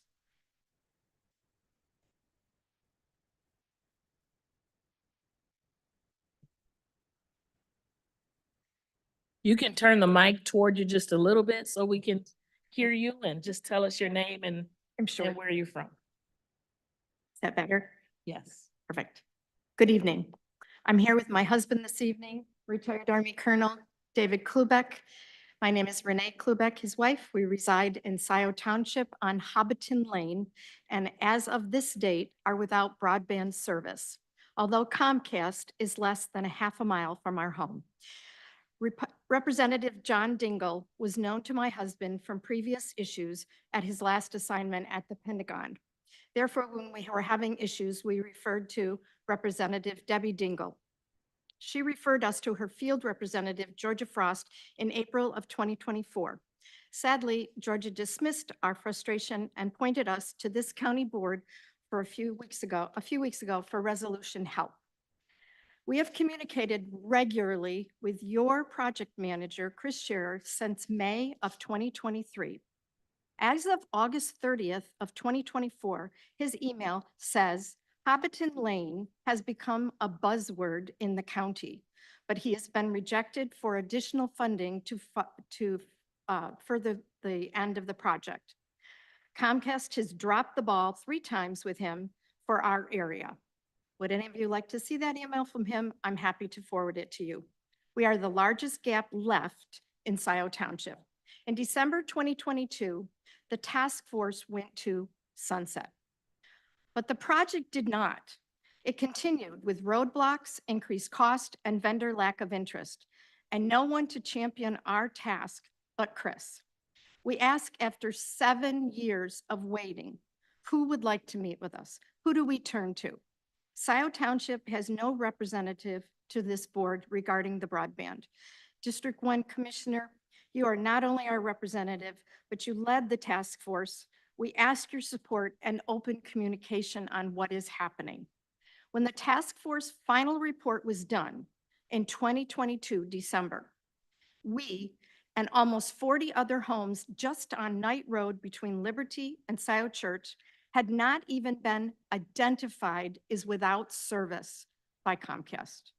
We are here to ask for your support and your direction. We are unable to communicate for Zoom, for public meetings, for medical needs, for a variety of things, and it seems that it's getting lost in the shuffle. We just want someone to speak to, and everyone has turned us in a different direction. So tonight, we're here to ask you, although we're older and not up to date, we regularly participate at Scioto Township. We're involved in that community. Please, could someone help us figure out what's going wrong regarding the broadband? We do not want to wait 2 more years when the new funding comes through. Thank you so much for your time. Again, we're happy to speak with anyone regarding this. We've tried everywhere. Thank you so much this evening. Thank you. Do we have any other audience participants that would like to speak before we turn it over for our virtual? No? Okay. Ashley, do we have anybody online? We do not have anyone with their hand raised online. Okay. Okay. So no one in the audience and no one online, we're going to close public comment.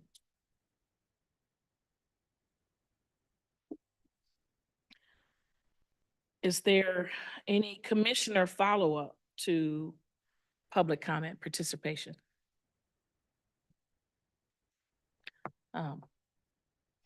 Maciejewski. Thank you, Chair. I'll start with the broadband public comment that was just offered. I appreciate the opportunity to engage and talk through the situation. There's obviously a number of questions that I have related to this, so I'd like the opportunity to talk to you about that and work through it. I know Chris is been historically really diligent on many of these issues that I brought to him. So, but I'd appreciate the opportunity to learn more about your particular situation and work through that and identify which of the funding buckets your particular area might fall in and go forward. So I don't want to take time right now to, in the middle of the meeting, do that, but Brady, I think, might be getting your information there. So appreciate the opportunity to talk about that and work through it. And then I'd also like to comment as well about the materials management plan. I happen to be the board appointed me to be the member of that body. Although I'm an elected official, not a resident member of the committee. I do live in Western Washtenaw County. I have lived in the rural parts of Western Washtenaw County, so I am familiar with that. I share the frustration that many of the positions on the Materials Management Committee are prescribed by state statute. And I believe the position that was referenced, that's a Northville Township resident, I believe that's a prescribed position related to the landfill situation. I sympathize with you. I think we would do much better to have some additional voices there. I actually just talked with the staff person who is responsible for Materials Management Committee this morning. And some of the other appointments that he's struggling to get applicants for because these positions are so tightly described by the statute. But nonetheless, I appreciate the comment. And I know that that particular committee is going to try and be as robust as it can about public input as well. But appreciated you taking the time to come and submit that comment tonight. Thank you. Commissioner Reedman. Thank you. I'm going to echo Commissioner Machewski's words, and the prescriptive nature of that body is very difficult.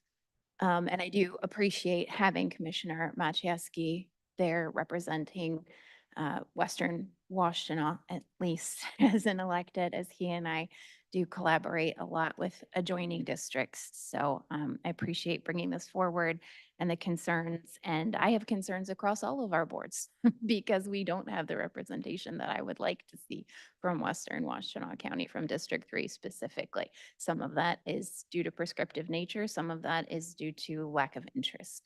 So we always want to drum up excitement around getting involved in county government and getting involved in these different boards and opportunities.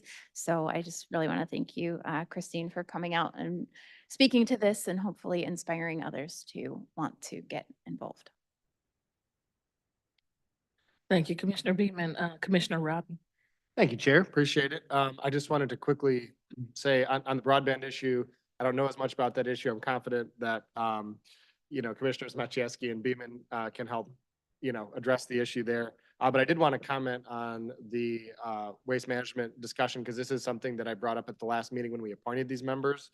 And I just want to appreciate, you coming forward and speaking up. I believe, if I remember correctly, I think I voted against, or I tried to vote against the 2 corporate appointees on there. I think it's generally something that we should try to avoid, to have, corporate actors, especially when they're looking to profit off of the system that we're creating, to serve on publicly appointed bodies. And so I voted against, or attempted, I can't remember if I actually successfully voted against them, but I tried to, because I do think that that is inappropriate. So that's, I think, something that we should, consider for future appointments to different boards and committees. But I very much appreciate you coming forward and saying your piece on that. Thank you, Commissioner Robbie. Any other commissioner responses to public comment? No? You had your hand, okay. I'm sorry. Okay, so are there any liaison reports that you would like to share, that the board would like to share?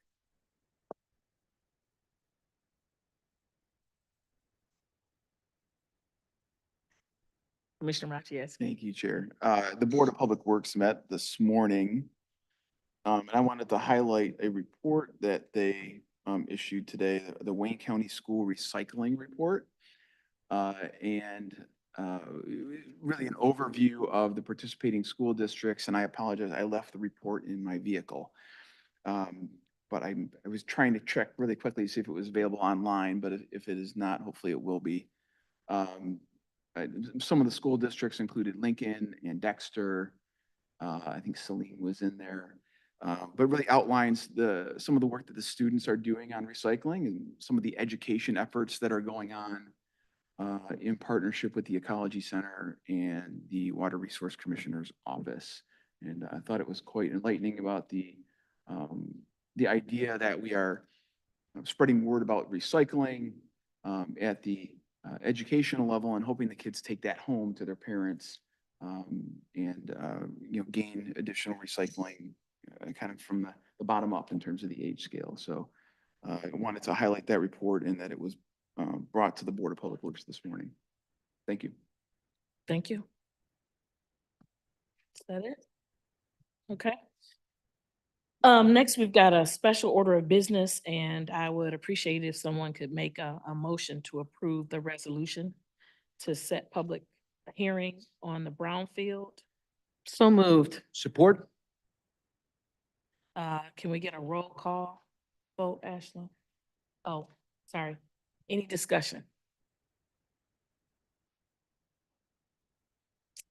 You are making it real easy, and I am not complaining.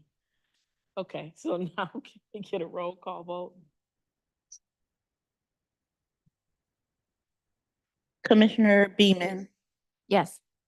Commissioner Hodge, Commissioner LeBar, Yes. Commissioner Light, Yes. Commissioner Machewski, Yes. Commissioner Robbie, Commissioner Sanders, Yes. Commissioner Scott, Yes. Commissioner Somerville.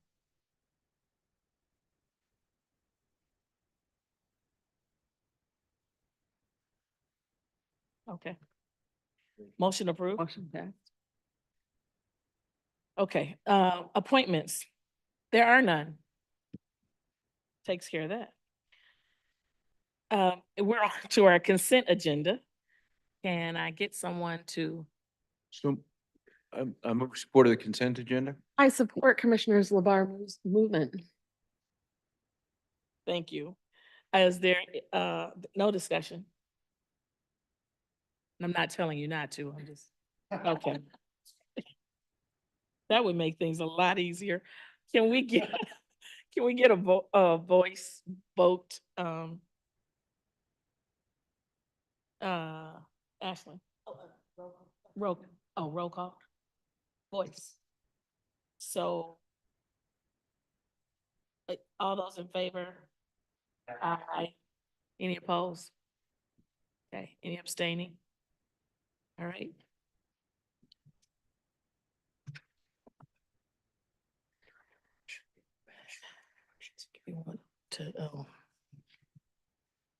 So we have a guest.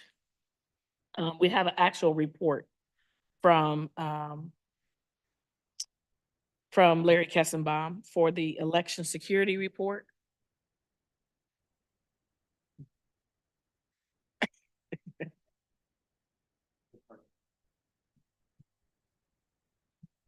Good evening. Good evening.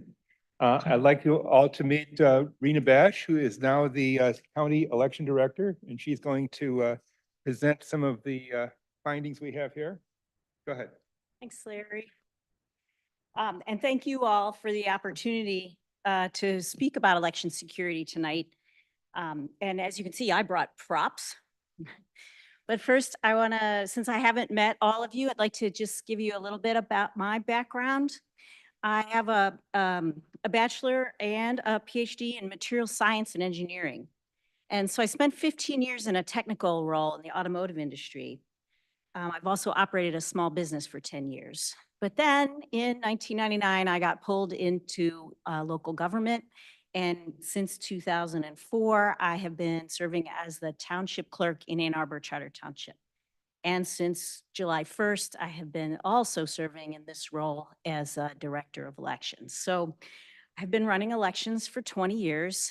And in that capacity, in my experience running elections, I feel very confident in the security and integrity of Michigan elections. And so I love the opportunity to talk about it. So really quick, I'm going to give you kind of the bigger picture. And frankly, both Larry and I love to talk about this because we feel so confident about it.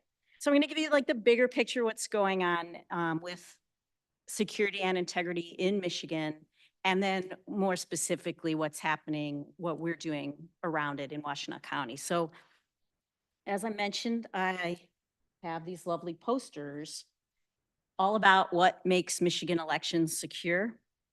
I love these posters. They're in very plain language. There's a different poster, there are 10 of them, and they talk about all the different steps in voting and what makes our election secure. But before I get into those things, the very big reason that I want you all to remember why Michigan elections are secure is that we use paper. We have paper ballots, we have paper applications, there's a paper trail, we have paper tabulator tapes at the end of the night, right, for election returns. So paper can't be hacked. And if your technology fails you, you have your backup, your paper. So then the other reasons, the main security factors at the big level for Michigan are these three: people, technology, and the cross checks. People, we have a lot of people at a lot of different levels involved, right? We have people at the local level, we have people at the county level, we have people at the state level, and they all sort of cross check each other. Then we also have technologies. We have multiple technologies. They are pretty robust. They have multi-factor authentication. We have laws around the physical security of those pieces of equipment, like all the tabulators need to be physically locked up. And then we have a lot of laws around digital security as well. So the technology actually also double checks each other in a lot of ways. So for example, the results stored on the memory device in each tabulator then is cross-checked with the software that integrates those results at the end of the night. So even the technology cross-checks each other and the people cross-check each other. So these posters, I put a couple posters around the room, but they go through the 10 steps, which talk about how at each of the 10 steps, the people and the technology and the cross checks are there for security. And the 10 steps that they talk about are, you know, proof of voter eligibility when somebody goes to register to vote. The second one is the ballot tabulator programming. The third is the logic and accuracy testing. The fourth is the absentee voting, all the security that's around that. 5 is the new one, early voting. 6 is voting on election day. 7 is all the processes that the people and the technology do to close the polls. 8 is the unofficial results, and now you're getting into the big role that the county plays. 9, the review and certification by the county canvassers. Again, big role that the county plays. And then number 10 is the post-election audits. That's the role the state plays. So I just wanted to make you aware that we have these materials and that both of us love to speak on this. I would love it if you all would start to use your leadership and your position in the community to constantly talk about how safe and secure Michigan elections are. If you have meetings with your constituents or you can tell in your district that there's a group that feels anxious, curious, just wants to know more about election security, I'm happy to support in any way I can.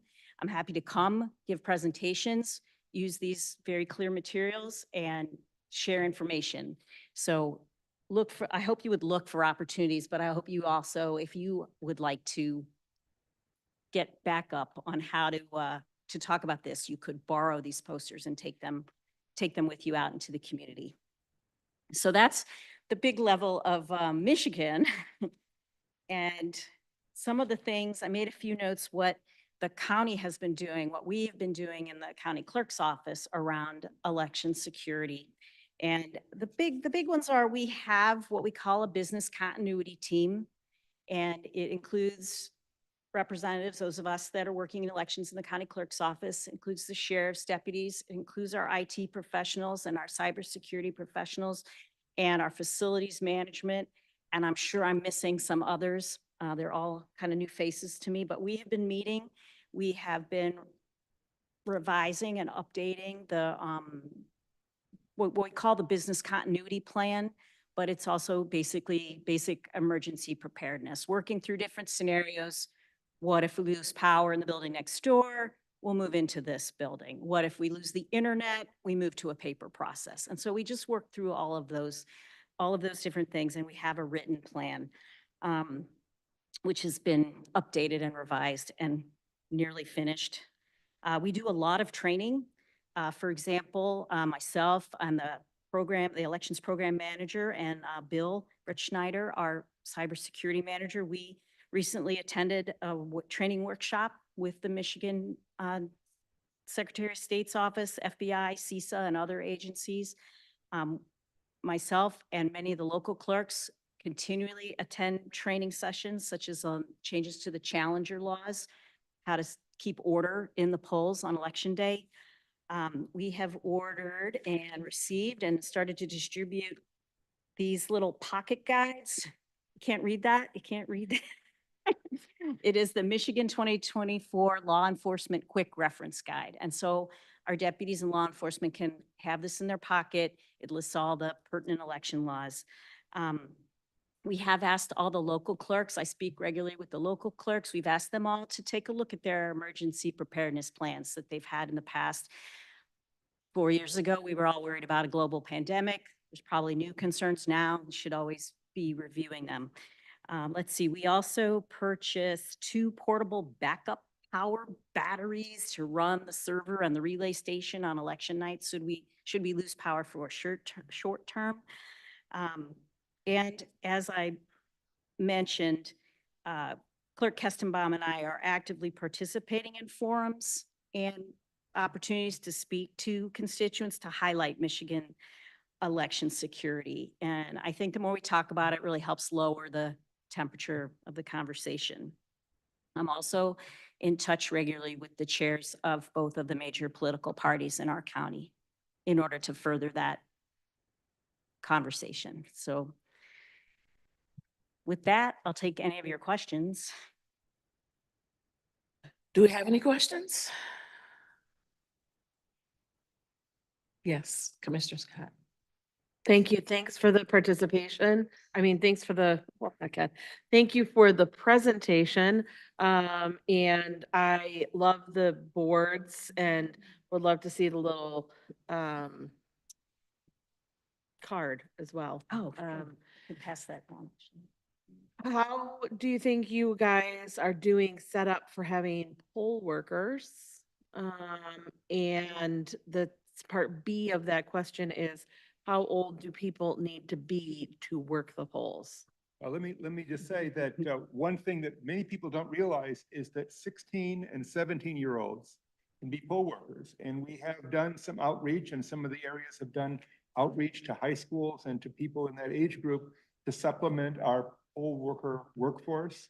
We had, 2 years ago, we had 1,700 poll workers countywide, all of the precincts of all of the jurisdictions. Probably will have significantly more this time.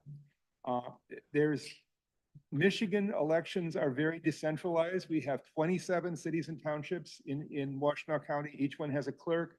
Each one has their own set of precincts and polling places. They hire the poll workers. They pay the poll workers. Most of them are trained by my office. We train and certify the poll workers. They're paid for that training. They're paid by the hour. They're paid for the training. They're paid for election day, or they're paid for, for example, if they're working early voting. So and the poll workers are identified by party. They have to be either, they have to state a party preference, and every sensitive task that's done in a polling place is done by two poll workers of different parties working together. And so in a county like Washtenaw, we're oftentimes we're really in need of more Republican poll workers. And I have been 3 times to the Republican County Convention to ask, please, your friends, your family, other Republicans who might be interested in spending the day working on the election, we need more Republicans, and we have been successful in recruiting. We had I frequently get calls from reporters saying, aren't people terrified to be election workers these days? Are you having trouble recruiting people? And the answer is no. At least in Washtenaw County, we are not having trouble recruiting poll workers. We're very proud of our local clerks and our poll workers and the people who work on the election. And it's a collaborative process of all the different levels of government that are involved in the election process. Thank you. And we are all set for the early voting, which the county coordinated plan with 23, did I get that right? Yep. The 23 jurisdictions. So we have poll workers already lined up so much that we actually have to turn some away.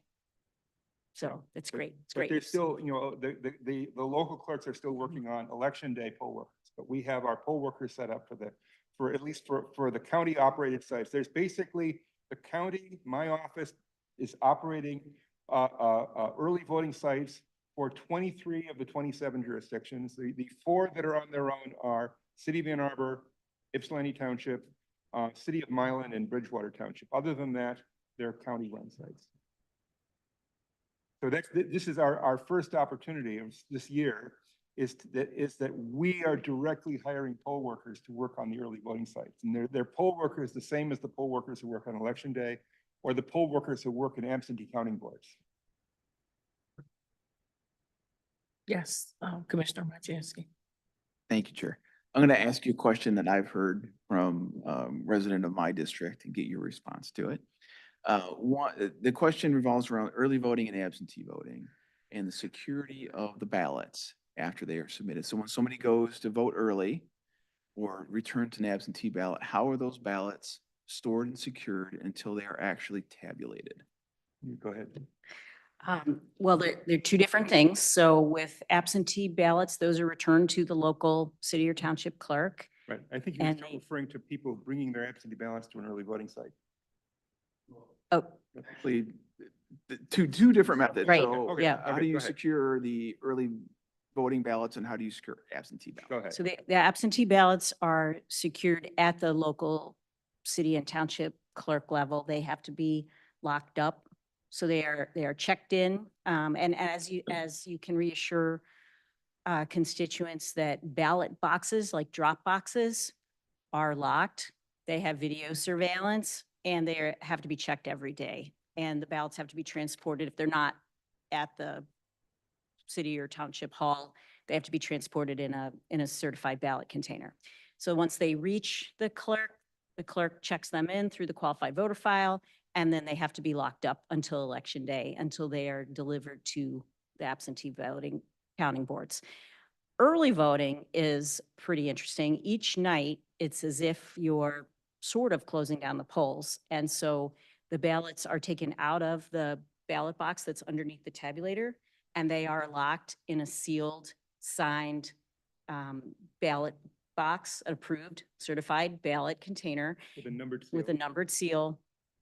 And that's the same process that's followed at the end of the election night is followed each night at an early voting site.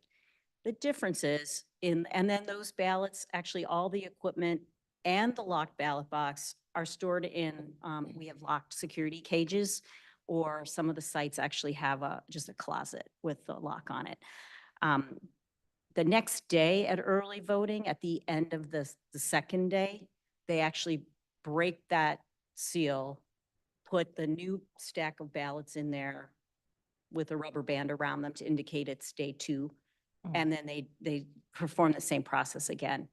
The poll book, all those seals are not only recorded on the hang tag on the locked ballot box, it's also recorded in the poll book.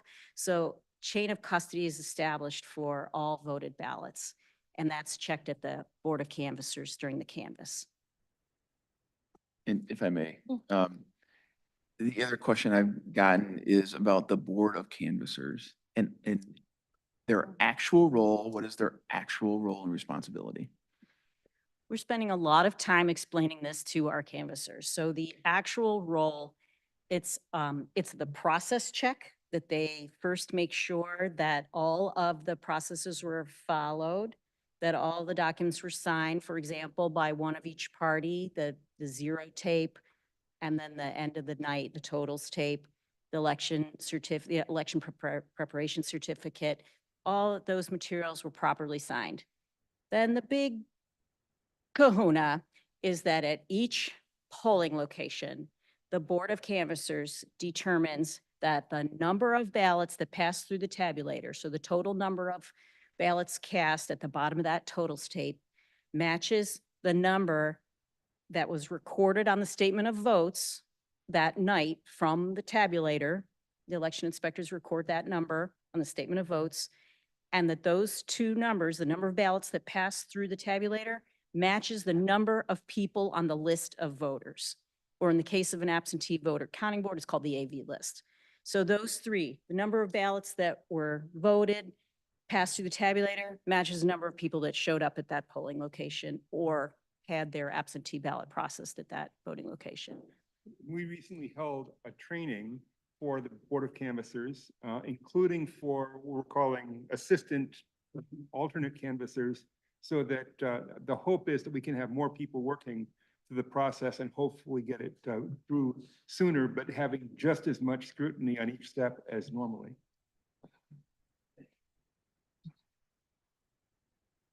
Any other questions? I've got two. So my first one is about weather. We've not experienced weather the same way that other parts of the country have, but what happens if we were to experience an act of God, weather related, during election day?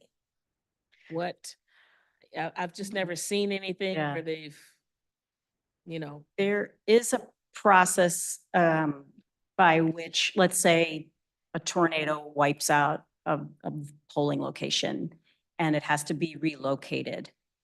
There's a process for emergency relocation.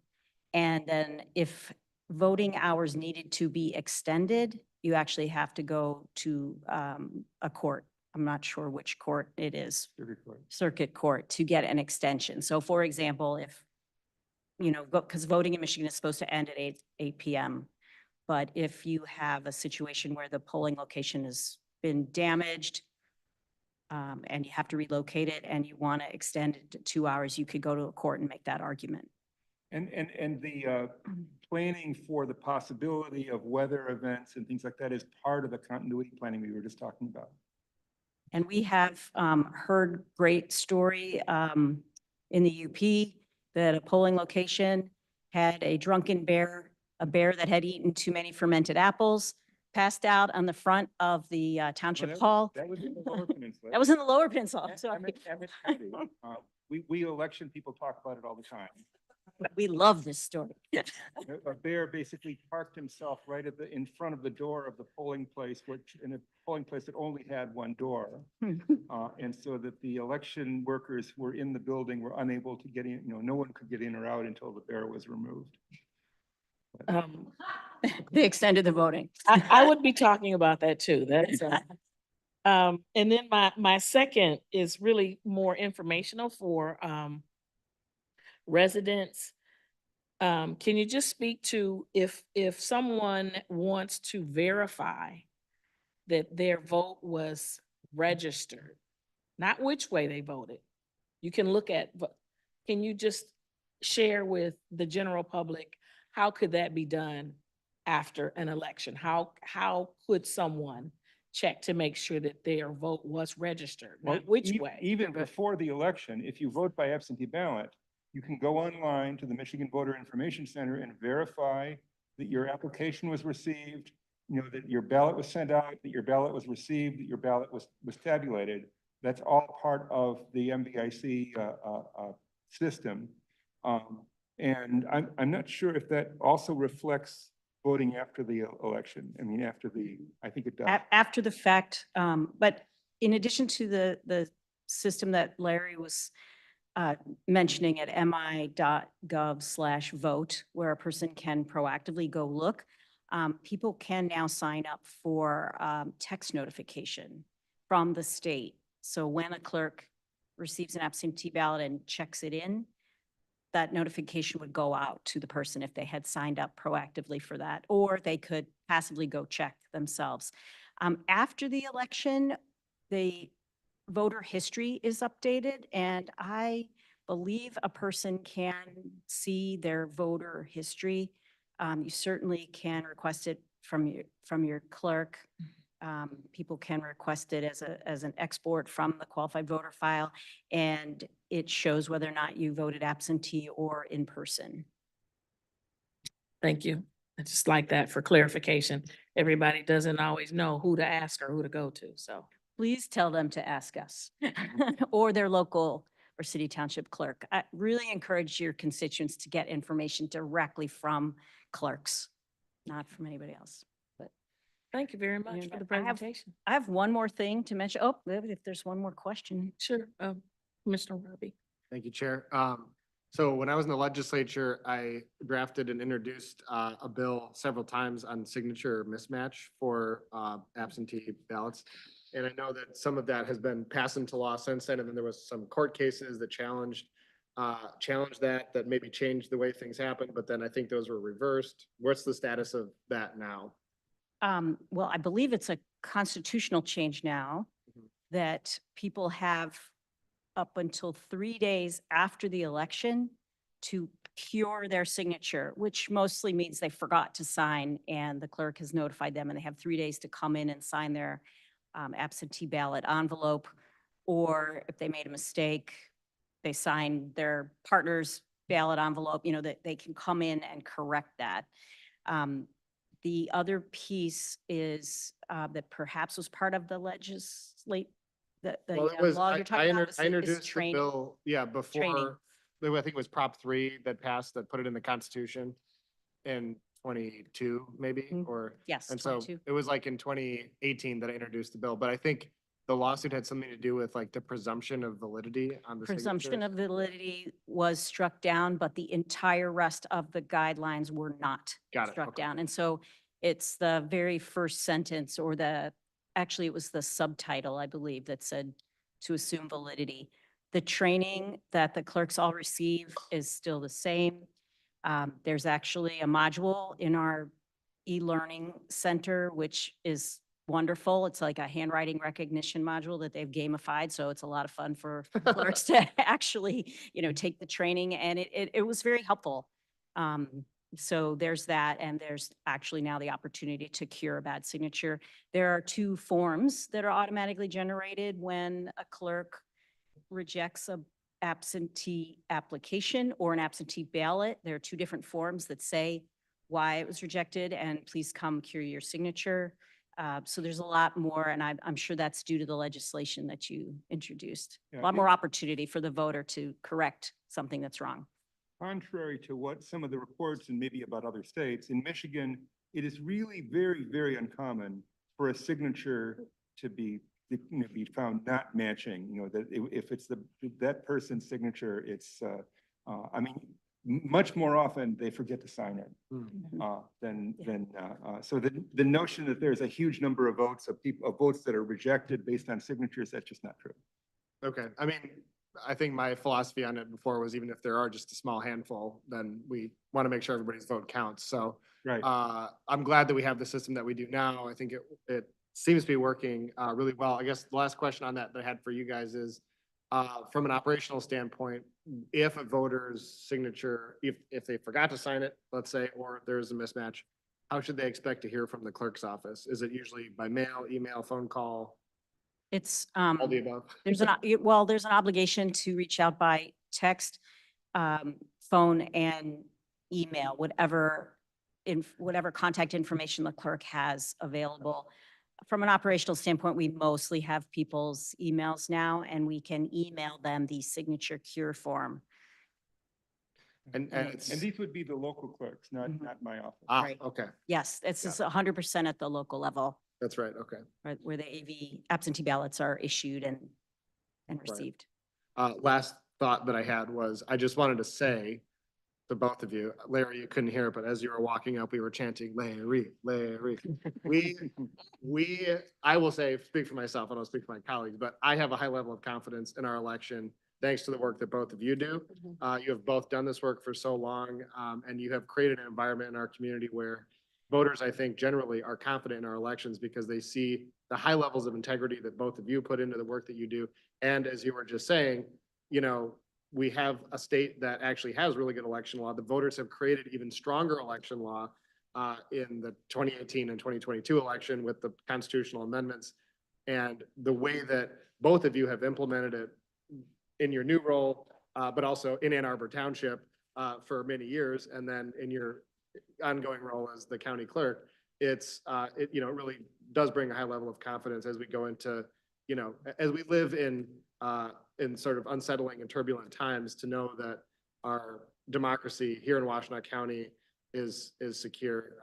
And so I just want to thank you both for all the work that you do. It does take a lot of work and energy every day showing up, and I'm sure you put up with a lot, but thank you for doing it. Yeah, I should say that 2 years ago, at the conclusion of the work on the November 22 election, the Board of Canvassers, on its own motion, the 2 Democrats and 2 Republicans on the Board of Canvassers all co-signed a letter commending all the people at every level in the process for having run such a great, smooth election in Washtenaw County. So and that was unanimous on their part, and it was very much appreciated. I'm very proud that they did that. Thank you both for presenting and representing your office, and thank you for your staff. I think you have a wonderful staff, and they've always been very kind and helpful. So thank you very much. Thank you again for the opportunity. And one last thing, in case you have heard about the viral student sticker contest winners. This is like gold. I'm going to pass it around if you guys want to take one, if you've already gotten your absentee ballots. These are the stickers that were the winners, the students, and the I voted stickers. Oh. And we have been getting more calls about student I voted stickers than anything else this season. Thank you. Go ahead and take that, Sarah. You know, I would like to ask if we could each receive one of those documents that you had for the officers? Yes. Yes, I'd love to have one of those. Yes, Commissioner Raby.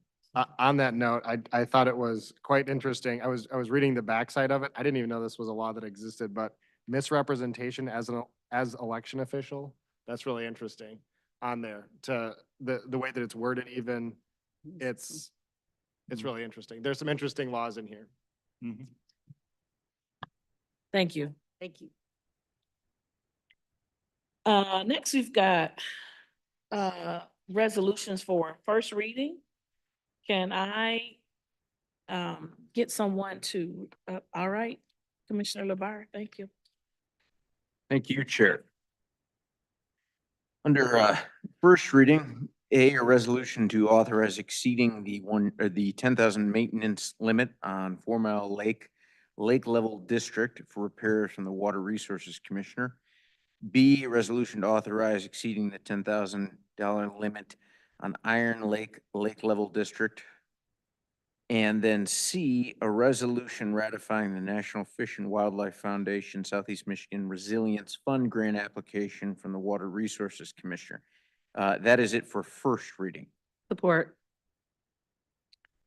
Thank you. Can I get a voice vote? Well, sorry, discussion. Commissioner Beaman. Thank you, Chair. I was wondering if someone from the Water Resources Office was available. I just have a question, as all this is outlining is that the cost will be over, and I don't see a specific amount, so I was hoping we could, there we go.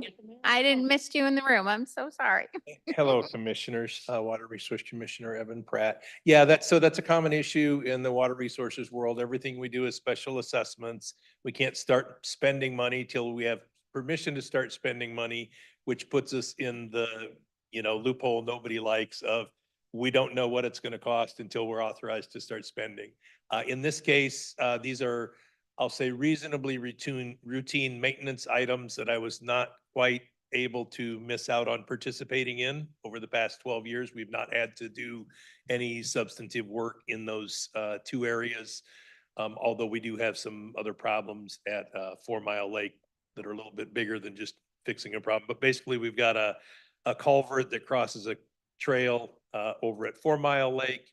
And then there's a variety of minor fixes that, you know, in our mind add up to a little more than $10,000 over by the Iron Lake area. And these are based on lake levels mean that we've got a structure there that's maintaining the lake level. So we're required by the state to do regular inspections. And this round of inspections just picked up stuff that needs to be done. Some of it is road grading types of things out at Iron Lake, pretty minor stuff that we'll have to work with the road commission on, but may not actually have to be charged to the property owners. And some of it is a little bit of maintenance on the structure at Iron Lake. It's possible that that one doesn't actually end up being $10,000 of assessments, but we just don't know up front. So we thought, well, as long as we've got the one, we'll work on the other. And I'm not sure how quickly we'll move on the 4 Mile Lake because of these other issues. We're still going to work with Eagle to see if we can defer that, but we've actually been asking them to defer that for a couple of years. And the culvert's gotten quite rusty. You know, there's a whole bunch of detailed stuff that this allows us to get started with having some additional conversations on both of those. At the end of the day, as I told Andrew there, I do not expect these to get anywhere near 6 figures, but they look to be over $10,000. We'd certainly look to keep them under 50,000. I just don't know if it's going to be 15 or 25 or 30. Okay. Yep. No, I appreciate it. Thank you so much. No problem. Any additional questions for Commissioner Pratt? No? Okay.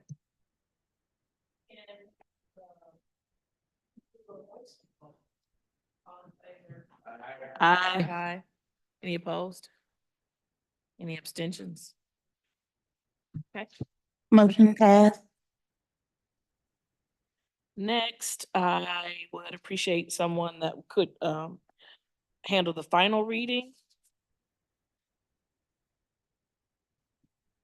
Oh, I'm sorry.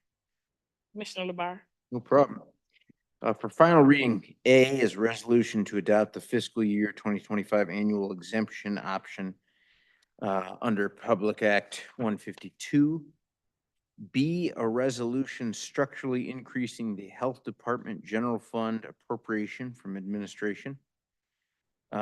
Then, if I may, Chair, under single reading, a resolution honoring the 100th anniversary of Lincoln Consolidated Schools. B, a resolution ratifying the signature of the county administrator on the subrecipient agreement from the Michigan Public Health Institute from the Health Department. And then 4 claims. Support. Thank you. We're gonna do a roll call. Oh, I keep forgetting that I allow you to talk. Maybe it's not an oversight. Okay, is there any discussion on any of these items? Yes, Commissioner Barr. Thanks, Chair. And I appreciate the way that you moved past that. We should incorporate more of that. So thank you.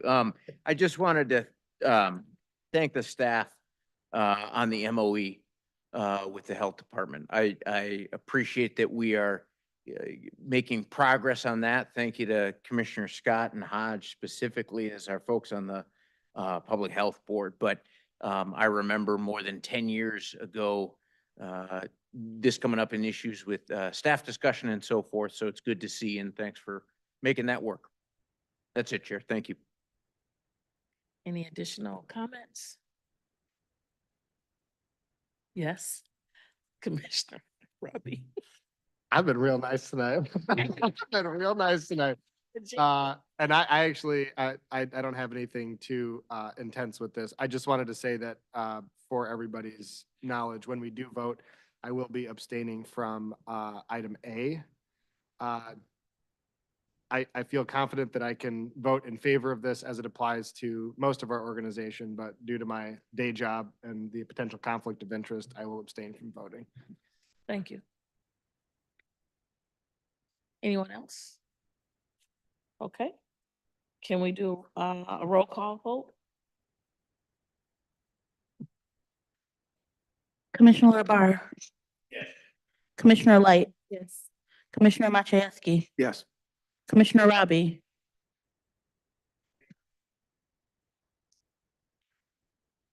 Commissioner Sanders. Yes. Commissioner, no. I mean, yes on the rest of it. Or yes on everything except. Okay. I don't think it had a right. Okay. Commissioner Scott, Yes, on everything. Commissioner Beaman, Yes. resolutions passed. Okay. Let's see, report from the county administrator, Thank you, Chair. No report. report from the chair of the Board of Commissioners. Temporarily, that would be me, and in the spirit of being succinct and timely, there is no report. Items for current and future discussion? Yes, Commissioner Robbie. Thank you, Chair. I do have an item for current and future discussion. However you guys want to current and future discuss it, but I just wanted to let all my colleagues know that today, actually, I went to Larry's clerk's office and filed my paperwork for a marriage license. So I'm now officially married, everybody. So first off, shout out to Larry's staff, who was excellent to work with. Yolanda in particular was amazing. So shouts out to her. But yeah, I'm married, everybody. So I just wanted to let you all know. Congratulations, Commissioner Robbie. Thank you so much. Thank you so much. And Mrs. Yes, You let her know if she needs any help from us, okay? I will definitely let her know. I'll let her know who to call. Her name's Katie. She's awesome. I mentioned her at a previous board meeting. She used to actually work for Secretary of State Benson. And so she is very familiar with a lot of the election items we were talking about tonight, but very excited about this. And so thank you. Appreciate Thank it. you. Congratulations. 2025, 2028 budget affirmation. No. Oh, okay. All right. Okay. Commissioner Beaman. I just have one quick thing because it's becoming very pertinent in my district and will for all of the districts with rural and available land. So House Bill 5120 is going into effect November 28th, 2024. And while the intent is to create more green energy, it does circumvent local control over things, including what we're facing in Saline Township, which is a battery energy storage facility. Where Saline Township is working through the process. My fear is just that there could be some predatory companies that come forward. And so working with the board and with our local leaders to, maybe have an informational session to talk about this and the impact of this on Certainly. local government. Okay. Thank you, Commissioner Beaman. Commissioner Robbie. Yeah, thank you so much. I wanted to quickly respond to that. You're talking about the state law regarding, okay. I know that this was obviously, I was around the legislature quite a bit when this was being discussed, and this is something that's a huge priority for the environmental community. It's hugely controversial. People feel so many different ways about it. So I love the idea of an information session. But one thing that I always try to mention when conversations about this come up is how much Washtenaw County does for land preservation and how much more we can and should be doing for land preservation. So for example, like if we purchase development rights, we preserve farmland. And so, I think there has to be that, give and take. We have to generate new renewable energy, obviously. But, and a lot of people, by the way, are hugely surprised. I think I mentioned this maybe at the last meeting, but talking to friends of mine that live in rural Michigan that are maybe of a more conservative lean than I am, are surprised at how much Washtenaw County actually does for land preservation. And I know Commissioner Light is on ALPAC, and both Commissioner Machewski, Beaman, and the rest of us are very tuned into what's going on there. But I think the bill coming into effect, to me, is sort of just also an opportunity to always talk about what we've been doing and how we can take that to the next level in Washtenaw County to make sure that we can preserve some good, because we need to eat too. So we need to turn the lights on and we need to eat. So we got to have them both. I'm turning my mic off. Thank you. Andrew, you'll. Yes, thank you, Chair. There is one item that was prepared and is included in your packet. Catherine referenced this during our working session report. But as has been the past practice, the budget reaffirmation cover letter and resolution and all the attachments that Catherine mentioned have been prepared and printed and are in the published materials to give you all as well as the public time to review and provide feedback. We are planning on doing that both for this meeting as well as the next meeting, and then would expect to ask the board to take up the budget for first reading at the second meeting in November. And then, we'll see where it goes from there. But just want to point that out in terms of why that item has been prepared that way. Thank you, Chair. Thank you, Andrew. I don't know that we have anything pending.